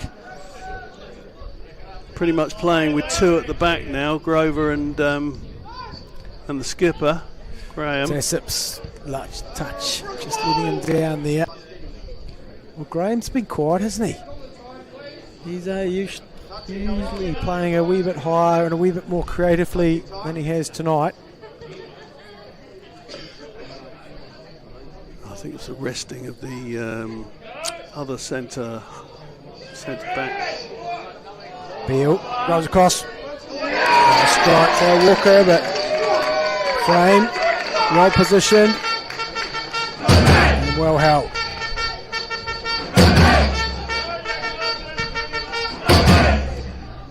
I also think the fact that Flynn Holden's up the top there, Graham, as much as they probably like to pop it forward, they realise the incredible danger and Graham has to stay back there to take care of Flynn Holden. Otherwise, he's just too dangerous. Walker going around the outside this time. Gets there, looking for an offload. Well cleared in the end by Metherell. Set play time. United dangerous from here. Nomads have been up to the challenge so far. This is the sixth corner of the evening. They tend to go back post. Flynn Holden's generally taking care of the middle. Metherell will be at the back. Goes back. Oh, where's it gone? Oh, the linesman has seen it gone in. The linesman was well positioned. Don't know who's going to claim that one. There's not too many individuals overly celebrating. I think they're just getting back and getting amongst their work. But that's 2-2 in the 83rd minute. And somewhat disappointingly for Nomads, I've given up the lead again. It can't have gone far over. Not sure we've got the technology of the old watch and the microchip in the ball stuff, but the linesman, you just hope that the linesman was 100% certain, because it's a very, very big call in a semi-final in the 83rd minute. There's been no remonstrations from the Nomads boys, so the body language soon tells you, doesn't it? If they would be going absolutely sideways to protest that one, if it hadn't gone in, I would imagine. Let's settle in, ladies and gentlemen. This contest is not over. If required, 15 minutes each way of extra time, and we might have to put another coffee order in, Roger. Van Rissel to the far post, and somewhat dangerous sort of challenge in there. It's a reckless sort of effort in there, and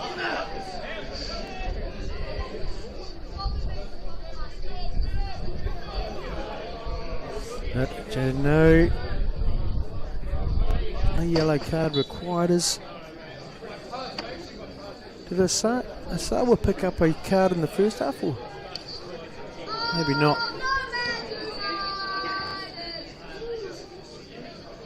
Asawa on the ball, clips one forward, well defended.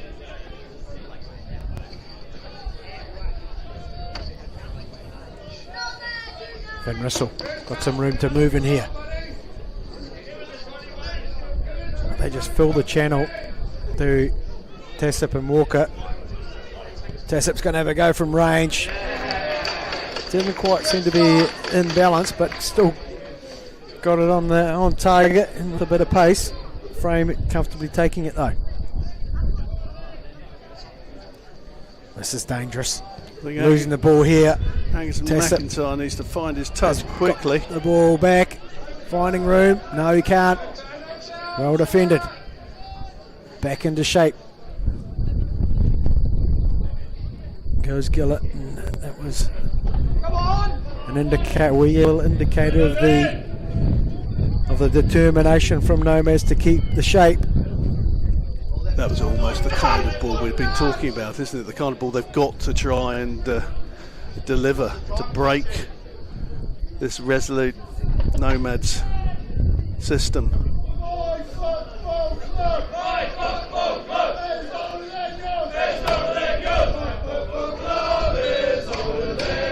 Might have another change here for Nomads. Fatigue sort of setting in. That's Cooper Goldsmith coming on for Guy Reeves by the looks of things. And that's a positive move. It's definitely not a negative move. You're in the cup game. You're in a semi-final. No point sitting back and... Well, with only a few minutes left in, you might as well throw the dice, and you probably don't want to make too many changes knowing that that extra time is looming. You want to keep a couple up your sleeve. Got it. Cricket. Lovely little shove in the back, but unfortunately for him, Aaron Nottage was on top of his game, and him alongside of everybody here in the Steve Sumner stand saw it.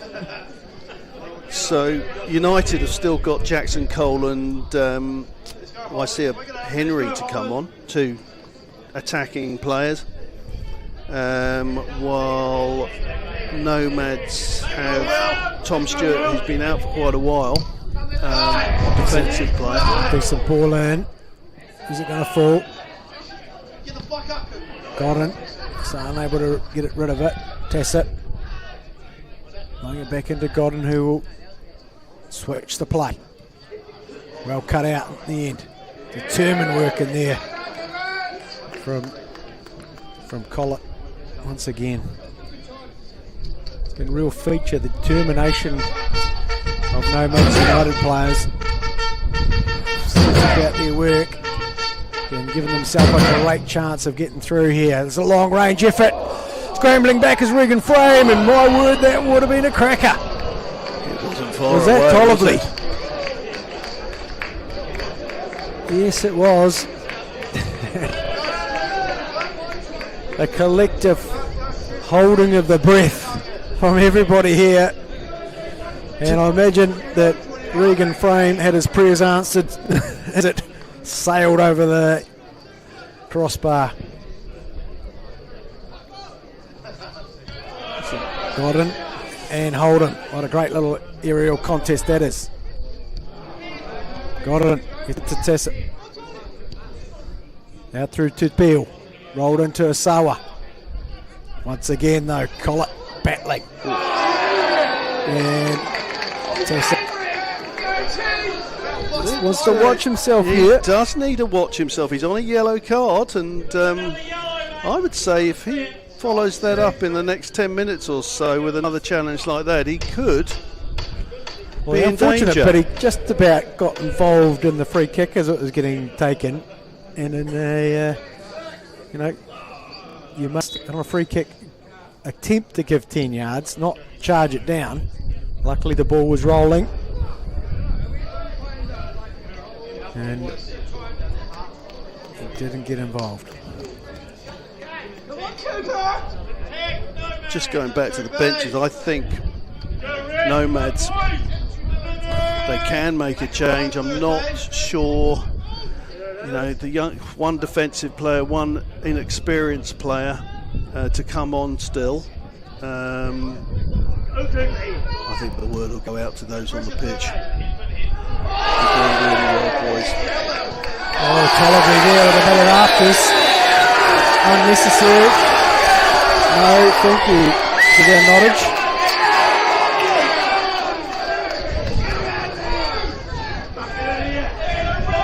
Tollively really showing his colours here. He's excited. Suggesting he was kicked out at, but I don't know if it was much that. I don't know if Hamish Gillett really does the kicking out kind of thing, to be honest with you. He's concentrating on the second lying on his start. back. He had someone lying on his back. I don't know if there was much that Josh probably needed to be too upset about. Ball's put in by Regan Frame. Won by Asawa on that occasion. Now it's back in for them to deal with. Where's it going to fall? Riley Grover, is it? No, it's a Van Whistle who completes the clearance. One or two United boys on yellow cards are going to have to take this break, if it does go to the break, to into injury time, and just take a few deep breaths, or else they're going to let their team down.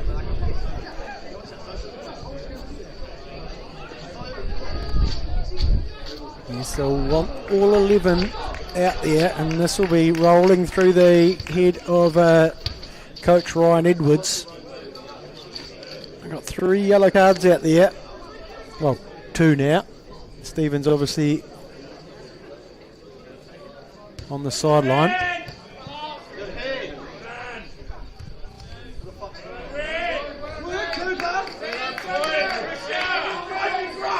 Well, we're all up. Time's up. And we wait and see how many additional minutes there are in this contest. Wetherall gets it at the second bite. Tovely was pestering, waiting for the mistake. Not sure there's been too many injuries this second half. A few substitutions, so I can't imagine there's too much time to add on. Well, there's a couple of goals, of course. And oh yes, of course, yeah. as well, yeah, substitutions. Tovely couldn't turn it around, and I don't know if many people will agree with that one, but Walker's on the ball and trying to do his best with that. Nomads get the ball back. Goldsmith feeds it forward to Hold'em. It's just about showed a decent bit of vision there. Absolutely the right idea, just didn't get hold of it. Well, it wasn't the support run either, was it? In the end, there's Godden. Hits it wide. Beale.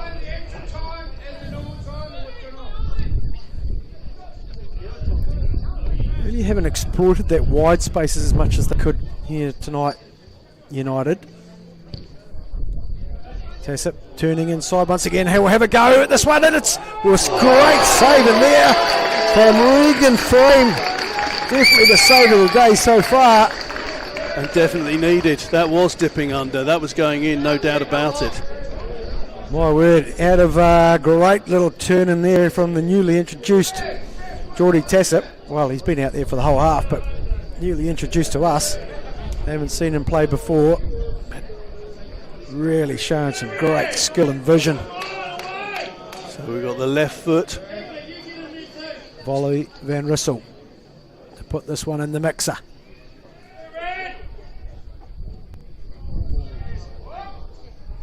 Good defensive work. Tassip on the ball. Back to Grover, who'll want to put this one in. Tollively, well blocked, and out for another corner. We're asking all sorts of questions here, Christchurch United in the dying stages. 95th minute, I've got it here. I would say this is last play, surely. We're all looking round for the final whistle here, Nomads. United will want to put this one to bed before they have to play too much more football. What an off! What an offering! I think it was Jago Godden there. That looked like an opportunity for Jago certainly at the did. back post there. I don't think he ended up making any connection, did he? No, none at all. Must have been just some good defending there, owning the space, but not far away. I'd say we're... Yep, There it that's it. Extra time. Settle in. I'm guessing here, I'm suggesting maybe a 5-minute break for the two sides to compose themselves, make some sort of game plan, and we can all sit comfortably for a few minutes before quarter of an hour each way to decide this Morrison Mitsubishi English Cup semi-final between Christchurch United and Nomads United.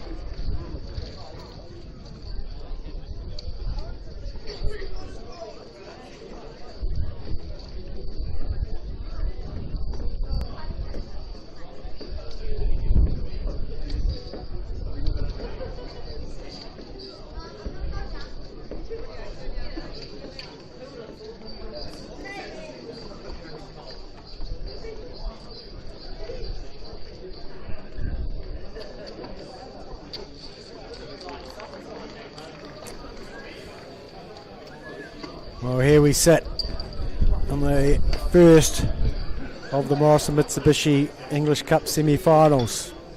Extra time required. Well, all the quarterfinals were close. One goal in most of the games. Waimak got through on penalties. Christchurch United just a 1-0 win over Halls United. Western lost out by a solitary goal to Kashmir Technical, and it was Nomads who had the biggest winning margin, 2-0 over Pyramid Base. So this contest, this competition, is just throwing up some great battles. And we have a great one on our hands. It was an own goal that got things started, put Nomads ahead. United equalised with a fine goal to Charlie Beale in the 60th minute, and Caleb Johnson popped up and scored an equally good goal with his left peg. And then we haven't quite spotted who scored the equaliser in the 84th minute. It was a bit of maybe another own goal, might have been a Jago Godden foot in there. Someone put it in, only just though. Now we'll have to settle in for another half hours of football here on this beautiful winter Tuesday evening at English Park.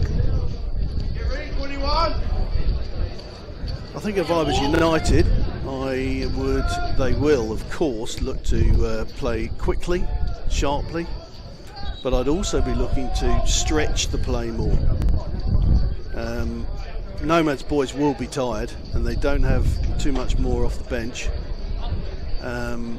so you've got to keep stretching them, making them move,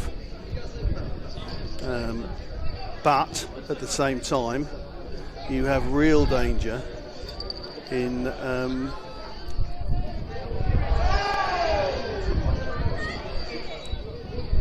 like the physicality of Tassett, but he's on a tightrope of a yellow card.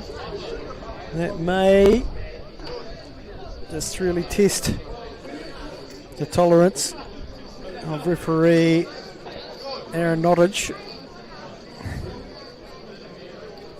Tassett probably would have been told, keep a check on yourself, but keep playing, because he's been a real handful. But they need him on the pitch.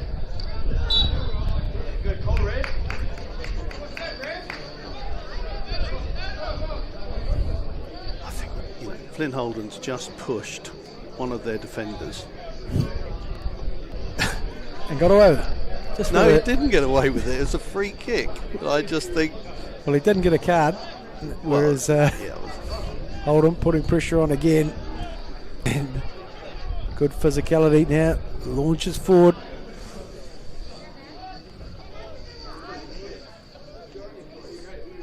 You wait to see, who's going to react the best? There must be a hell of a level. Well, there's a wee mistake. And I would suggest fatigue is going to bring a few of those to the game. Hopeful ball forward. No deal ball. Rainey, risky ball forward.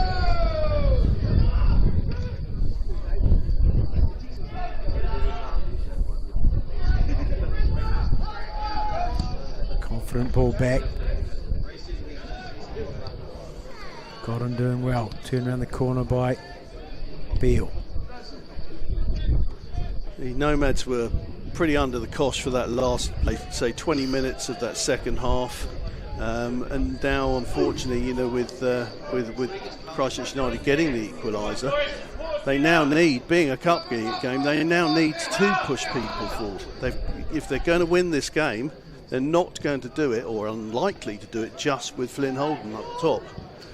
And in doing so, of course, that will create gaps for United. It's an intriguing 25 minutes we've got ahead of ourselves.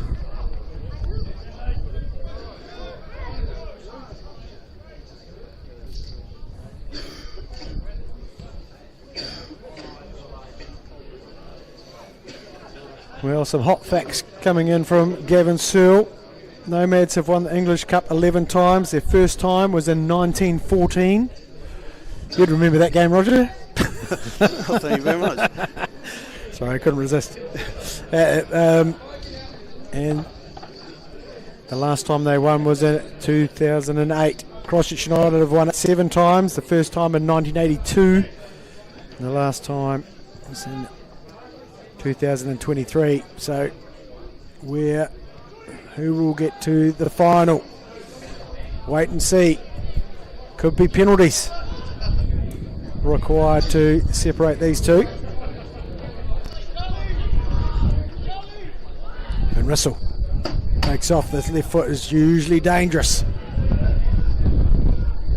Out for a corner.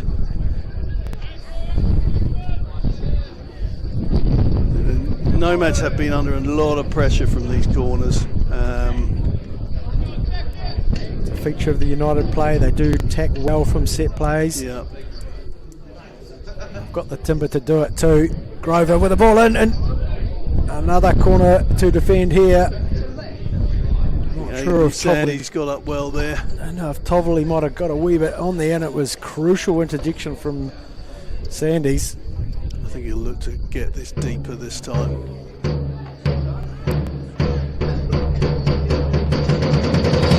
Asawa, no, Nottage, not happy with the goings on in and around Regan frame.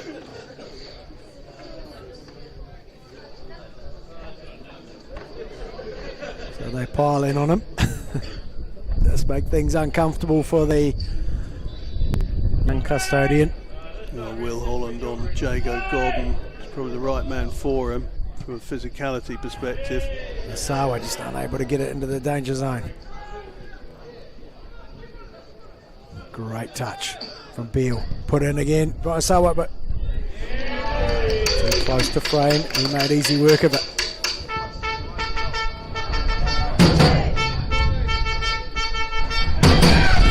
Travis Graham getting a wee bit further forward. Tessa.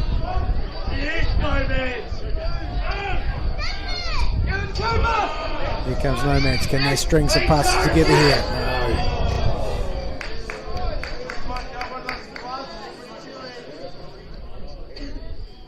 Great work from Josh Collett. Although he has gone down with cramp, no doubt about that. Get that man some salt. Yeah, I would imagine that Tom Stewart might be possibly having to enter the fray. Well, there's a determined... Well, you'll have to carry Josh Collett off. Determined spring to the feet there. He limps away. And I'm not sure he'll want to be doing a quick 25-metre sprint. Stay there anywhere soon.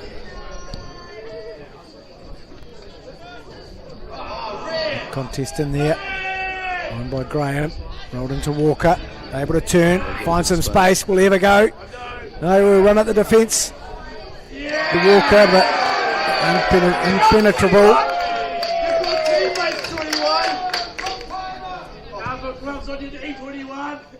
Where's it going to fall? Asawa? No, just about had it.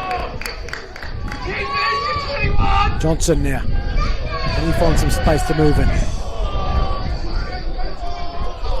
Cracks it in. What a great Falcon there. Walker is slow to get back on his feet.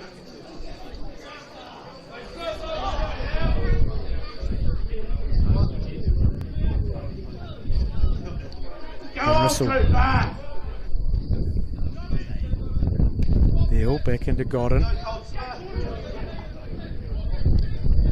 Nice run forward here.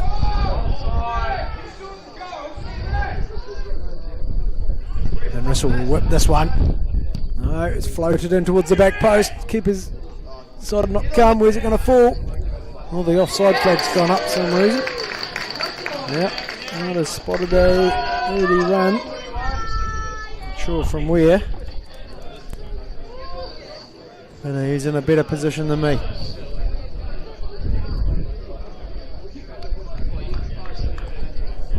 Tollerby coming back from an offside. Not sure, but bit of rest for the Nomads.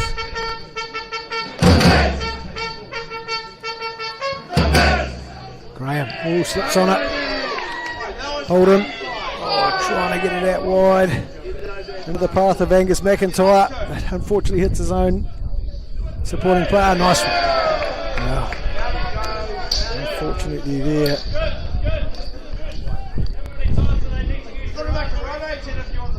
Hamish Gillett just unable to retain the position as he intercepted. Grover. Great ball into Tassip, who can turn. To Asawa. Into the 6-yard box. Mitherall's there again, ever present at that front post. Defensive bomb. Not used very often, but great way to retain position.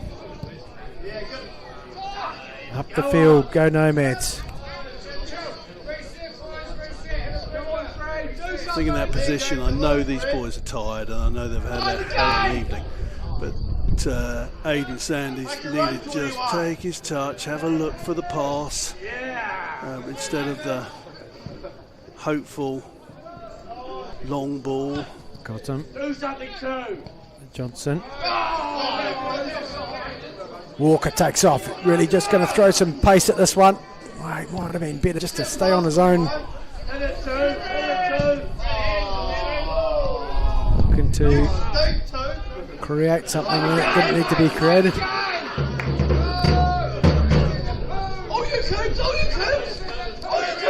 Well, I imagine after Saturday's work from Nomads, they had a fierce battle down at Logan Park against the Eden City Royals.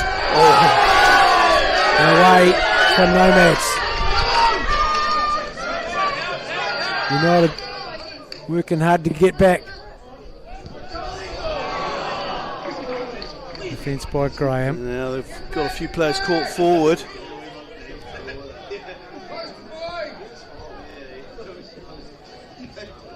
Beale.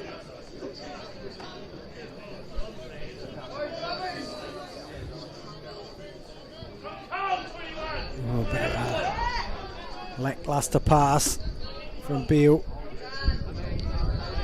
into Goldsmith. No runner beyond, and Graham still looking fresh as a daisy out there. Tassip has got an awful lot of space in the centre of midfield. Walker. He's had a good game since he came on at half time, the young lad.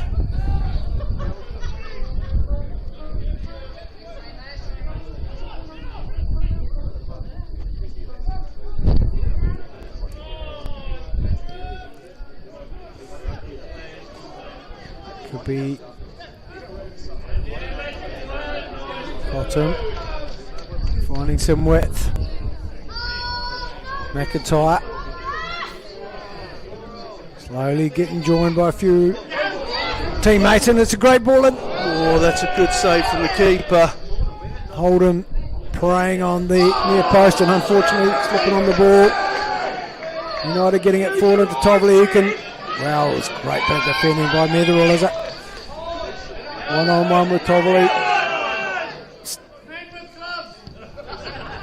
They're loving each other tonight, aren't they? Forward towards Oh, Holden. this is an opportunity. On Holden. It floated up there and invited to be put away. And it's heartbreak for Finn Holden. As big an opportunity as they want. What a great ball, and it hung up in that space between keeper and defender in that corridor of uncertainty. And all Finn Holden needed to do was get a bit of purchase on it in the right direction. And he might have been able to do it half an hour ago, but those legs are tired. I thought he was going to head it, actually. It just dropped on him, didn't it? Yeah. But there's the opportunity. You know, people will be watching this game and saying, oh, well, United, they're top of the league, Southern League. They've won cups each season that they play, you know, against the Nomads team that are having a good season. but Well, we've got a change out here. That's Tovoli going to the bench, which I think this might be. Oh, I can't spot the number 14. it says Jackson Cole, but that is not Jackson Cole. It could be another Jackson Cole.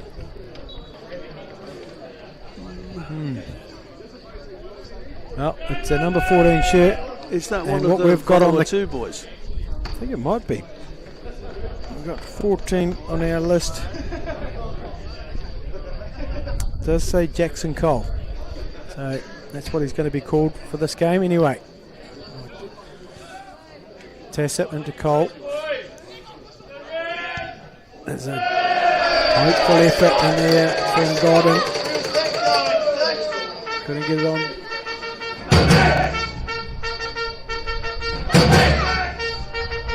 Whatever the outcome of this game, it'll be a quiet week for the rest of the week.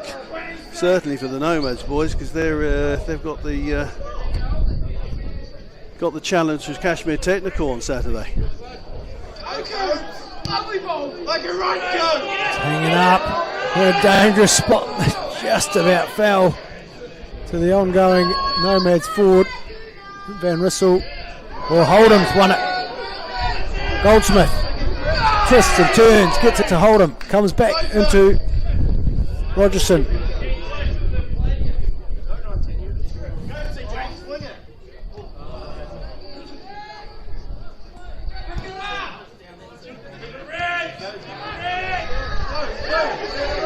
Holdham. Oh, puts it in Cotton. Just, oh my word! What have we got here? We've got a penalty.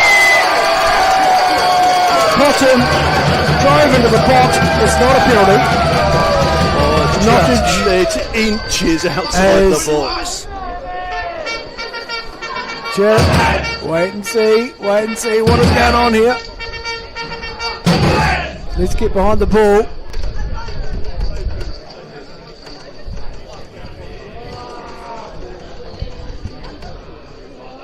So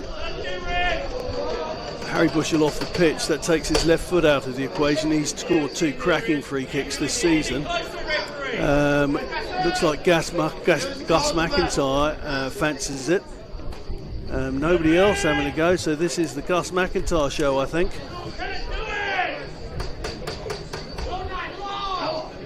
What a comeback after a month or so out with injury this would be. And that brings the first half of extra time to an end. And somewhat thankfully, Ben Gainey sees that effort just go wide. Immediately turn around. We found out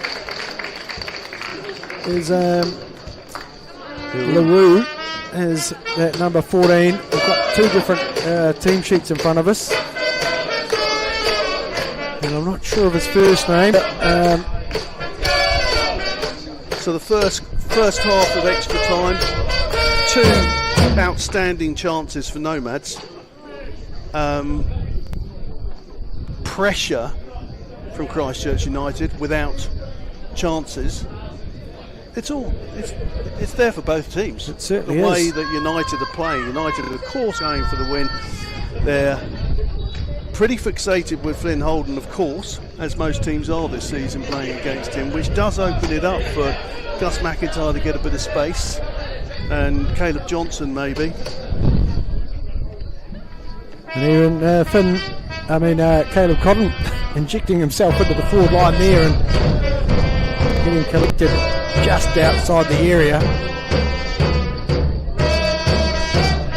15 minutes to go. All square. Which one of these gentlemen are going to step up and make a hero of themselves?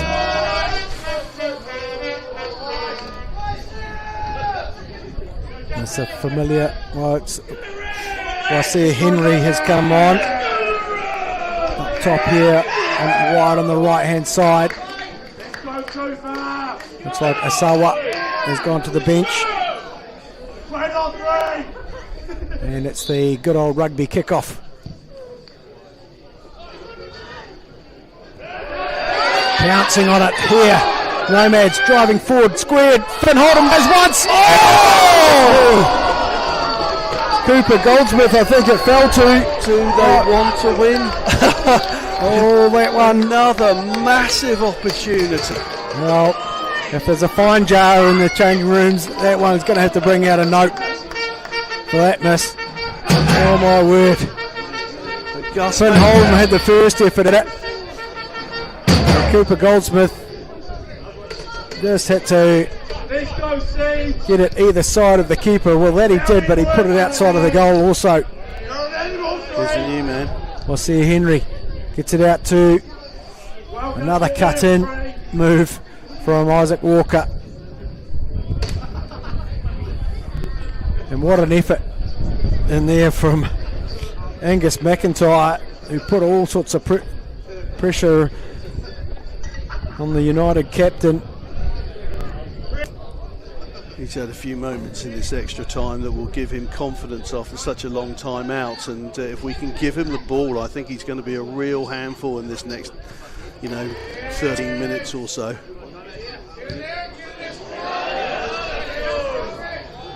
LaRue sees it back off. Walker gets a left foot on it. Didn't quite get the purchase he required to get it past frame. And he's it can't be cramped surely.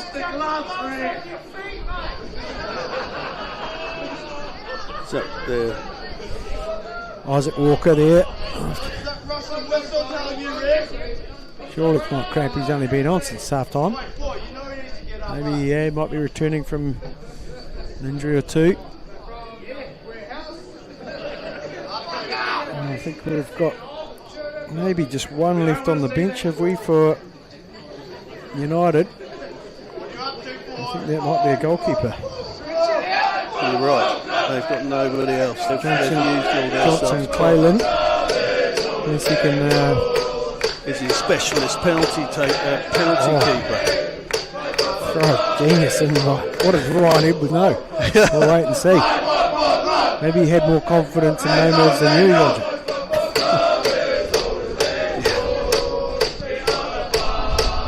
Great positioning once again from Collar.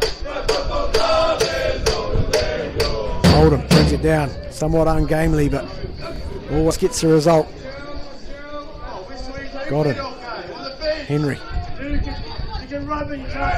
St Thomas's player.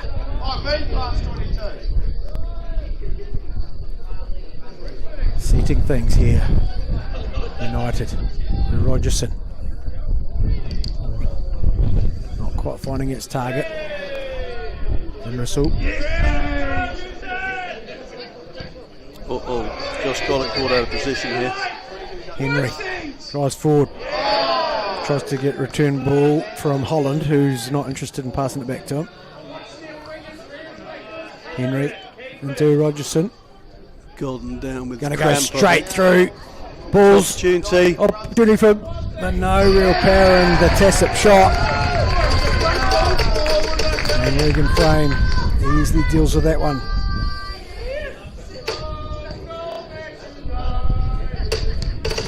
Godden gets it forward.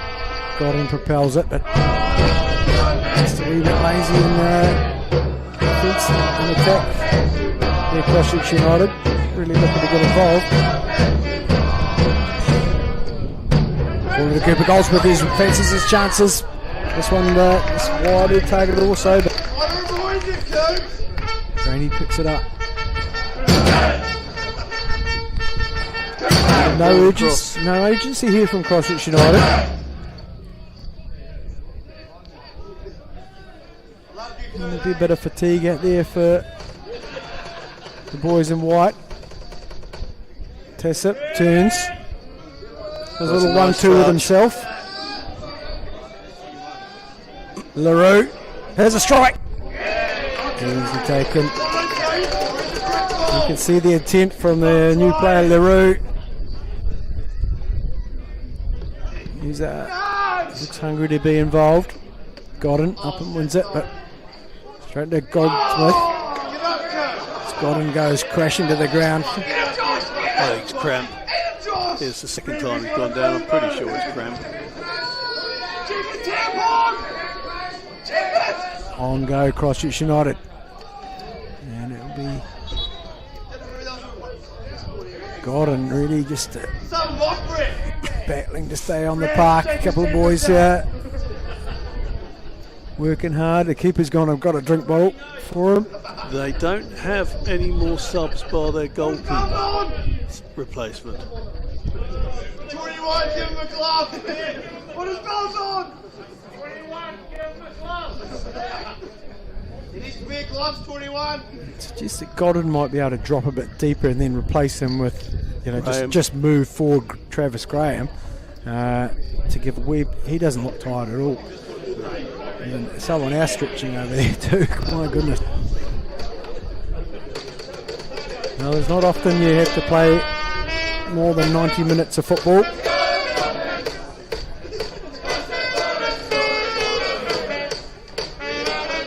This is going to elongate the process somewhat, these little injury breaks. I think he can be. Oh, he's got to go off, hasn't he? Because the trainers have come on. But he's have to, unless he really is. Surely there's something in that little kit bag that's going to help him continue. Maybe a bit of Vicks Vapor Rub. Vicks, yes. Other products are available. Oh, here we go. Goldsmith putting on the pressure. Leroux turns, drives in, strong on the ball. It's fallen to. Oh, that man, Gilly Tassett, has had a few strikes tonight. Picked up one. One great save, I should say. One great save. That time, it wasn't. Was a big opportunity for the young lad, though, wasn't it? I mean, he was a free shot. Just wasn't composed enough. See, that's a lovely turn from the lad. Tassett, and he just falls with the pass. There's an interesting little contact in there on Godden on Goldsmith. Don't know if anyone picked that up, but Goldsmith was asking the question. That's a. We'll see Henry. Fresh legs. Drives it in. There's an opportunity here. One go at it. Two goes at it. Can they get rid of it? Yes, they can. The safety of the sideline. Aaron Notter's just checking his watch. Plenty of minutes to go on this one. There'll be a decent amount of additional time required too. Grover. Godden. Graham.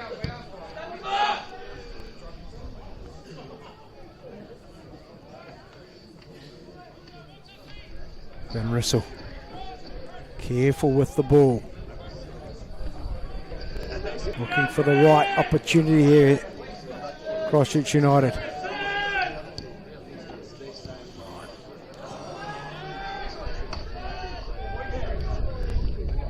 Got into Leroux. Has he got enough space? He has. To go wide to Henry. Can he pick a player out here? Up to Godden. Misses one. Tassett. Strikes it. Oh, that's an outstanding opportunity block. For Walker. Another desperate bit of work in there from the men in red. And they celebrate two epic pieces of defending. Putting their body on the line. Making this contest go another minute or two longer. Here we go, the set play merchants. Aidan Sandys, that first block was just outstanding. Now they've got to regather, concentrate. Well, it's right in the box. Mitherall did well to get there. Do the trick. Wasn't sure where it went, but he is given a bit of reprieve.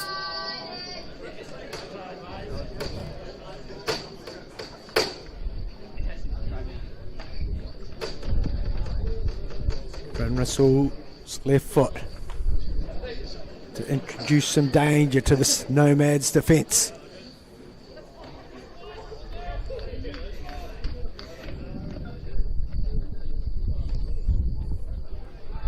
Frame. Somewhat easily takes that one. Wasn't too much pressure on him at all. Launches a decent ball forward. United stringing a few passes together here as Walker lays it off to Tassett. Tassett out to Henry.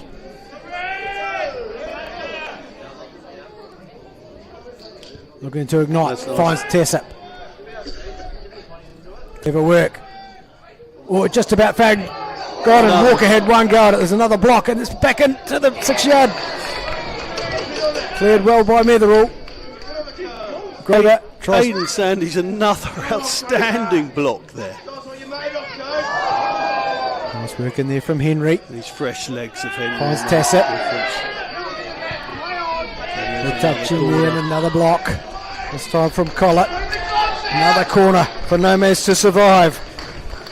As we tick over 160th minute. So for normal time, we have had stoppages, so they could be up to 7-8 to go still.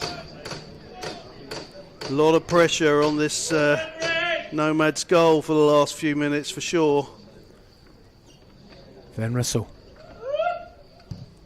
Right in the mixer and another corner, I think. Yes.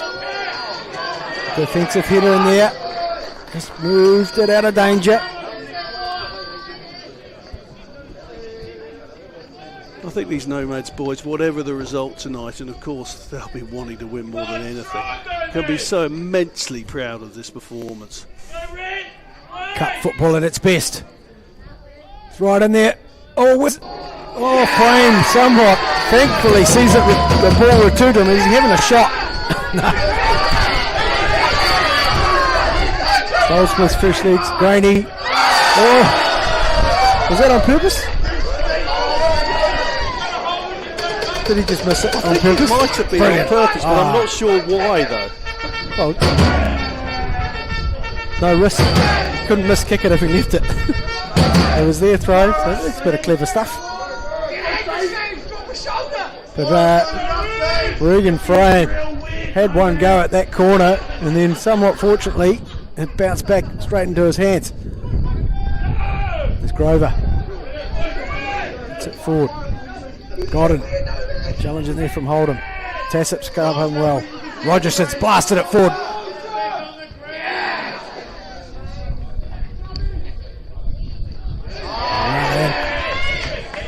Now again, well in. It's, as I said, classic cup football here. No quarter given.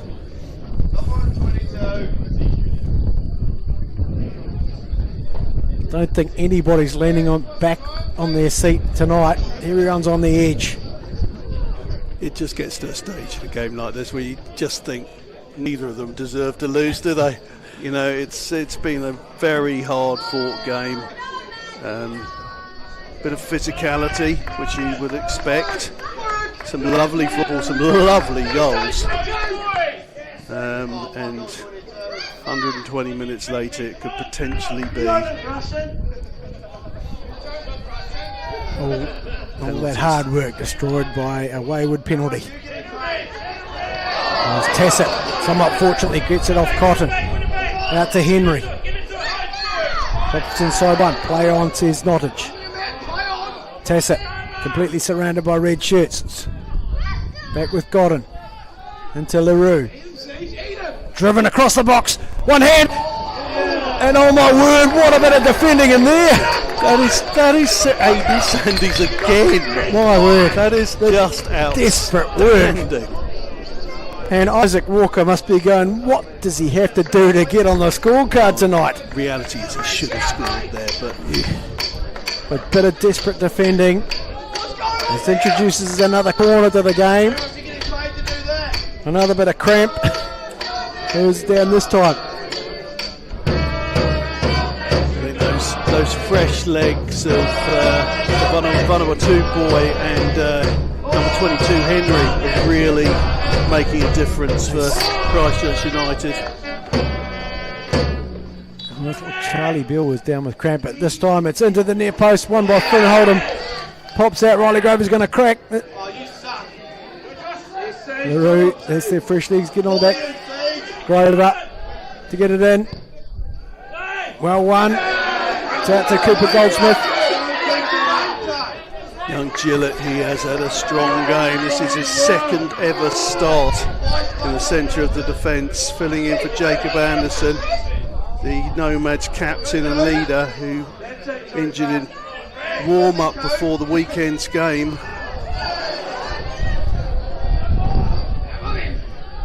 Who's throw? Nomads throw. Can they snatch it? Well, it's 120 minutes, all up. So suggested there's been a bit of injury time. Nomads at the right end of the park to create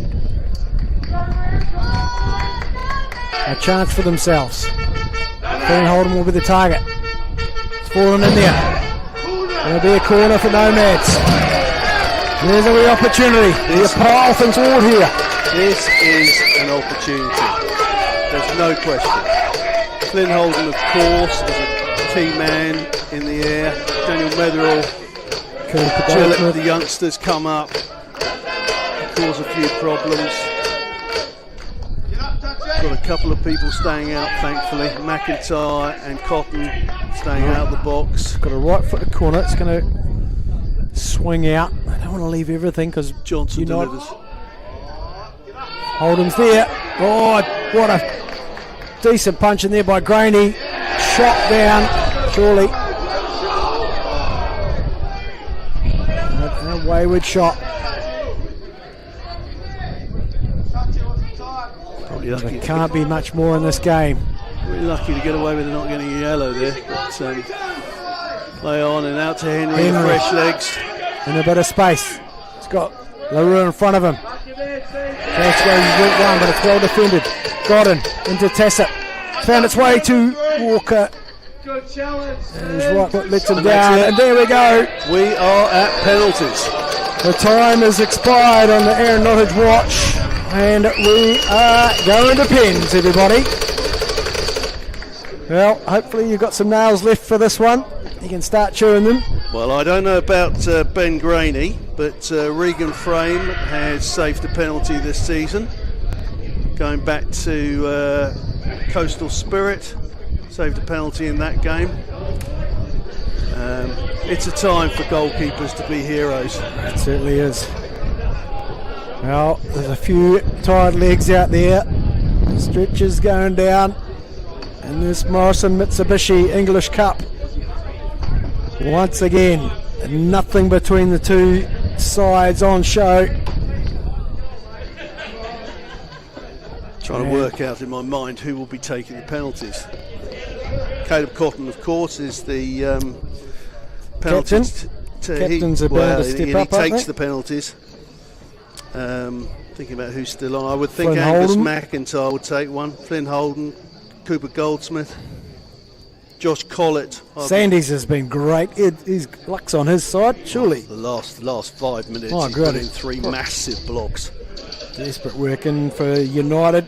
Well, Pretty. Geordie Tessop, LaRue have come on. We'll see Henry, but gosh, Godden would be a cool, calm customer to slot one away for you. Riley Grover, also plenty of experience. The captain. Travis Graham. Oliver Van Rissel probably could put a ball away. There's no shortage of players willing and able to step up for United. They'll have to take a decent penalty. Take a bad one. They will. And Regan Frame will be on it. I know I'd quite happily, in choosing a goalkeeper in the Southern League for a penalty shootout, I'd be more than happy with Regan Frame. What have we got here? We've got a wee conversation going in. The officials, is it a Nomads coach in there? Maybe just getting verification of what needs to happen. It's probably a wee while since these sides have they've gone to penalties. That's Nomads assistant coach Roy Myatt just clarifying one or two things. End are they going to go here? Looks like they're going to go to the Port Hills end. Take these. I haven't seen a penalty shootout taken at that end before. They usually go to the other, but I think that's a decision when the toss is made, isn't it? Which end you'd like to take it at. There'll be a few young fellas looking to try to get in behind the goal. The referee is going to have to move them on, I would imagine. So 128 minutes, and it comes to this, and Caleb Cotton, Nomads United captain, is first up. He's the regular penalty taker. He's put probably, I am guessing at least three away this season.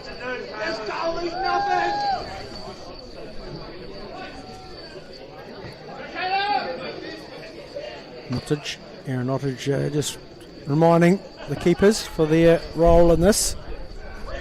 Stay on your line. As they wish each other luck, which is good to see. A bit of camaraderie, goalkeepers union there.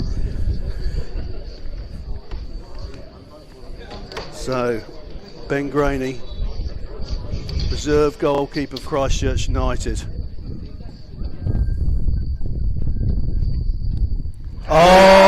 Caleb Cotton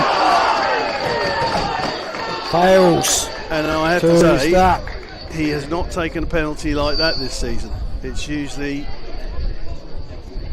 into the corner.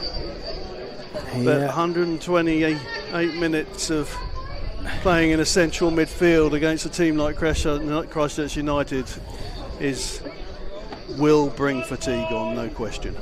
And that not only physically but mentally also, isn't it? Yep. And that's really where it counts here today.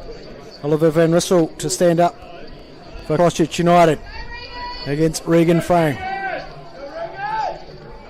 The left peg. Well, Oliver Van Rissel delivered a few beautiful crosses in today.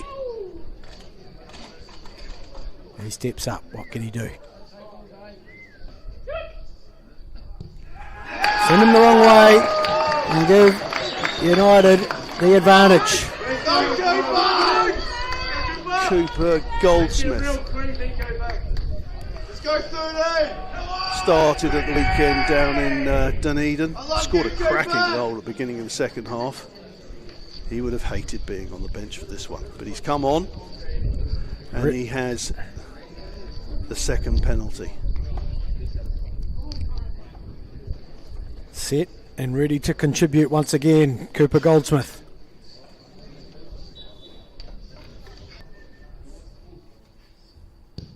Confident slot there. To give Nomads a goal.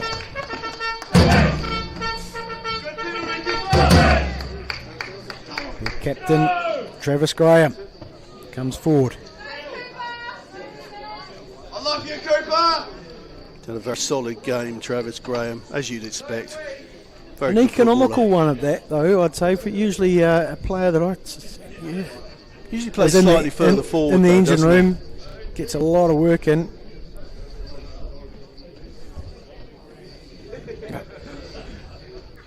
Oh, the old straight run up. Jink, and that's some confidence there. Last time I tried one of those, it didn't end up that way. and I've never tried one of those because I know where it would end up. Flynn Holden, massive chance in extra time. I mean, but he's had a very fine season so far. And reminding you that this boy is 17 years old. And he's got a game tomorrow for Cross College. And then Cashmere Technical on Saturday. And cool as you like. How it's done. 2-2.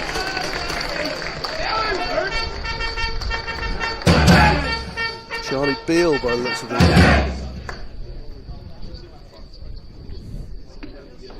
They scored a magnificent goal to open the scoring for Christchurch United in the 60th minute. Seems an age ago.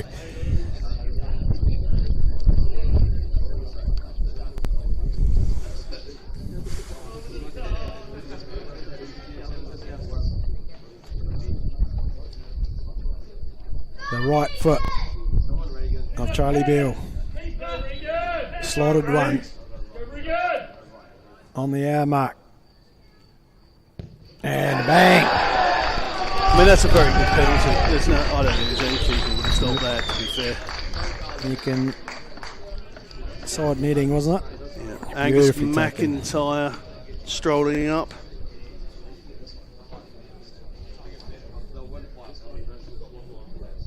First game back for quite a long time. First few touches were a bit rusty, but then he crept into the game and was really caused problems at times for Christchurch United. It's good to see him back. Be even better to see the ball hit the back of the net. That eye patch has floated back down, Roger. It certainly has. Oh, he picked the right way to Ben Graney, but too much on it from Angus McIntyre. Draws the scores level. And Roland Grover.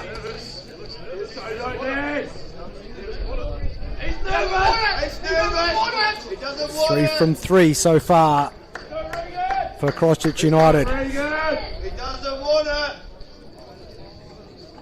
Number 4 doesn't want it. Can Riley Grover make it 4?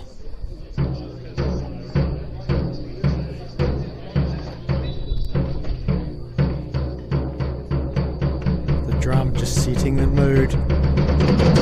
And it's a great save from Regan Frame. Picked the right way. And he denies Riley Grover. And for the delight of the majority of the crowd, by the sounds of it,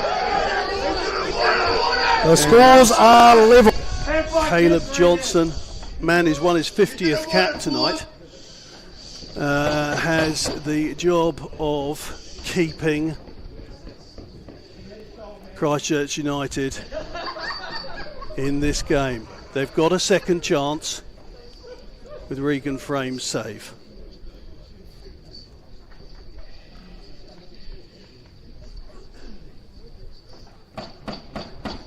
Caleb Johnson, scorer for Nomads during open play. Drills it. No mistake there. Well, this is a must-get penalty now. It's Jago Godden. Well, he was cramping during additional time. Well, no, through the extra time. So we're now in a situation, aren't we, where if United miss, Nomads win. Correct. If Nomads miss, United have to score. Yes? Correct. Sudden death time. Got him. Wow. Short run up. Bangs it away. Regan Frame must have been thinking he had it. Just needed some longer fingers. And we have Daniel Metherell. A fine display at the back. Did well to get through the game after some sort of injury to his hand in the first half.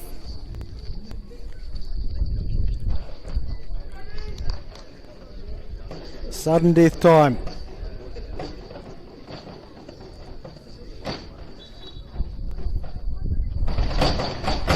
Well, what a save in there from Ben Graney.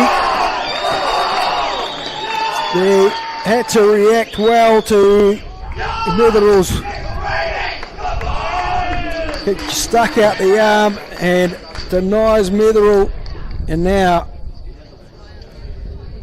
Regan Frame against number 14 LaRue. It's the Vanuatu international.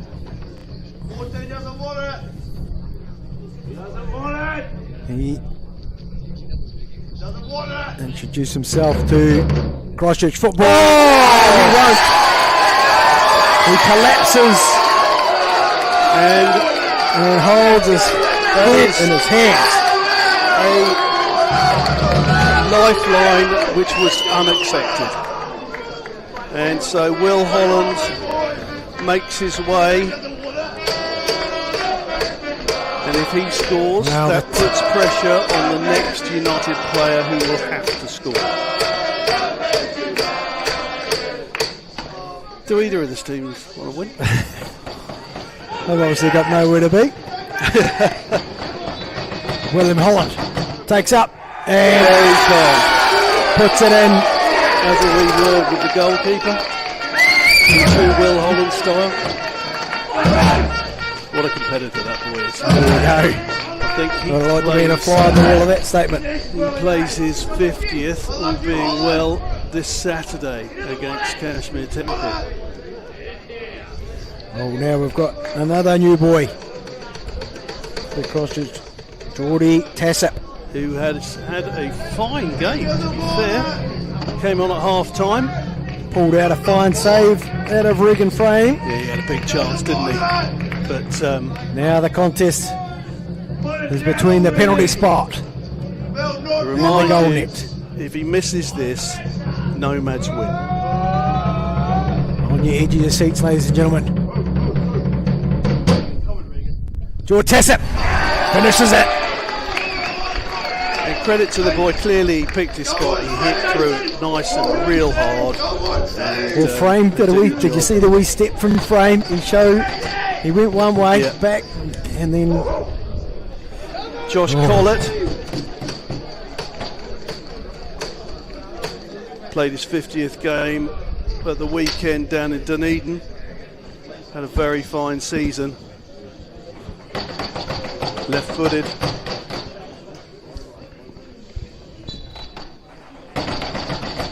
Oh my word! Ben Brady got ever so close. 6-5.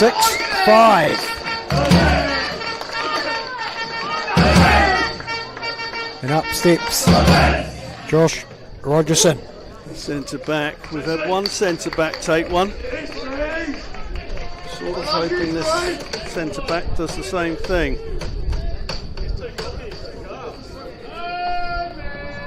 Will Regan Frame put his name in lights as a favourite Nomads player today.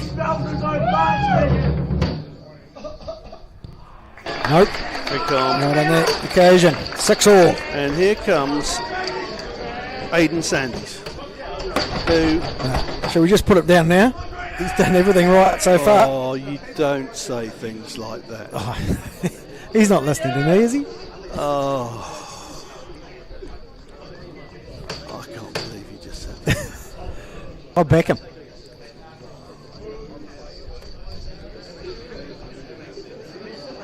Final year at St Bede's School.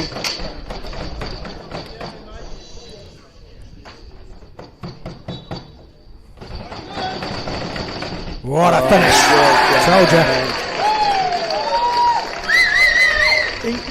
He's come into this team about 5 or so games ago.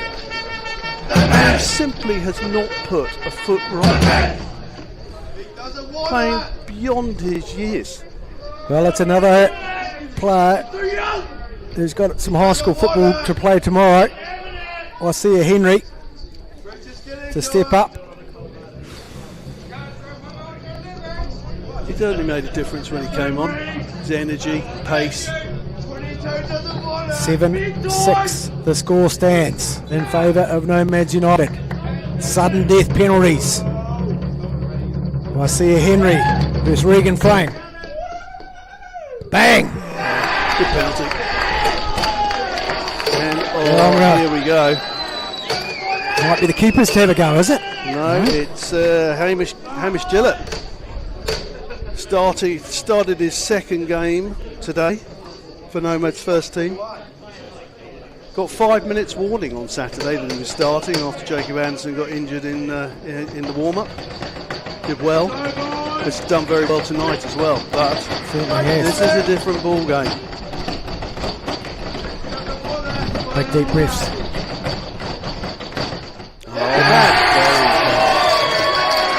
Nice work. The advantage for Nomads. There we see Isaac Walker. He did well when he came on at half-time as well, didn't he?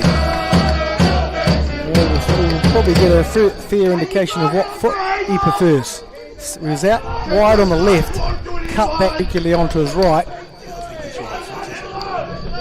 That was what I would suspect.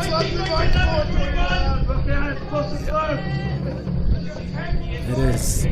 This is utterly criminal for any player.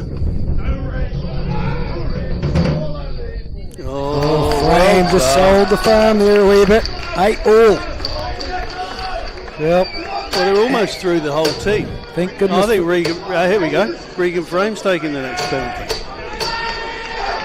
Is it 8-all? 8-all. Well, yes. It's to the goalkeepers now, and then it's back to number one again, isn't it? It is. So goalkeeper versus goalkeeper. 2 misses apiece. Oh. Whoa! There's no mucking around. He's done that before. No mercy on his. Ben Grandy. So when you talk about heroics by goalkeepers, you don't normally consider the taking off. You do not. Graney does it too. Both of them are taking exceptional penalties. So here we go. Cotton, we're back. Who missed his first penalty. We're back at the top of the lineup, ladies and gentlemen. We've been through everybody. He took a very different penalty than he normally does, and I think he'll have had a wee bit of time to think about it, and he'll go back to. Well, this is where it could get painful. Oh my word. I don't think I could do it. So, Cotton, the second bite at the cherry in the penalty shootout. This time. And that's how he normally takes a penalty. And he's going to have a wee word as well. I think it's interesting. There's a few of them who have had a wee word with the Mr. Graney. He seems to have rattled a few feathers in the Nomads camp.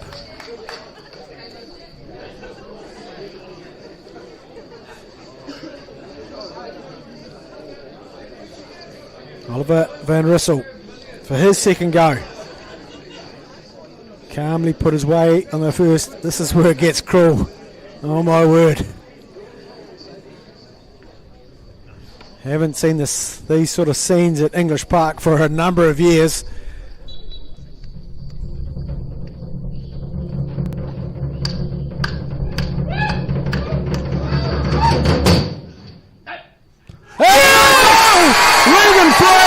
Outstretched hand gets a piece of it and brings it right to Nomads United, who will go through to the English Cup final. What scenes we have here tonight. I tell you what an effort. What a performance by Nomads United. And I talk about their coaches, I talk about their players, I talk about young people like Hamish Gillen, who comes in for his second ever start. Captain's on the bench, not even on the bench, he's injured, our leader. And they stand up, they go toe to toe with a team full of riches, full of players from outside of the catchment. And they go toe to toe and they come away. What an effort. That's probably the finest of margins. 2 goals each at the end of additional time, and it's 10-9 from the spot that separates these two sides. Nothing between them, but the rewards to go to Nomads United in the form of a place in the Morrison Mitsubishi English Cup final for 2025. Well, thanks for joining us. Have a wee watch back over that one if you've got the nerve to do it again. We'll wait and see who will face them in the battle of Kashmir Technical versus Waimak United in the second semi-final. But all the accolades and the spoils go to Nomads United in the red, who take out this Morrison Mitsubishi English Cup semi-final. Thanks for joining us. My name's Craig Crawford. I've been joined by Roger Noodle. Thank you, Roger. Absolute pleasure. And we look forward to you joining us again here on the live stream for the next games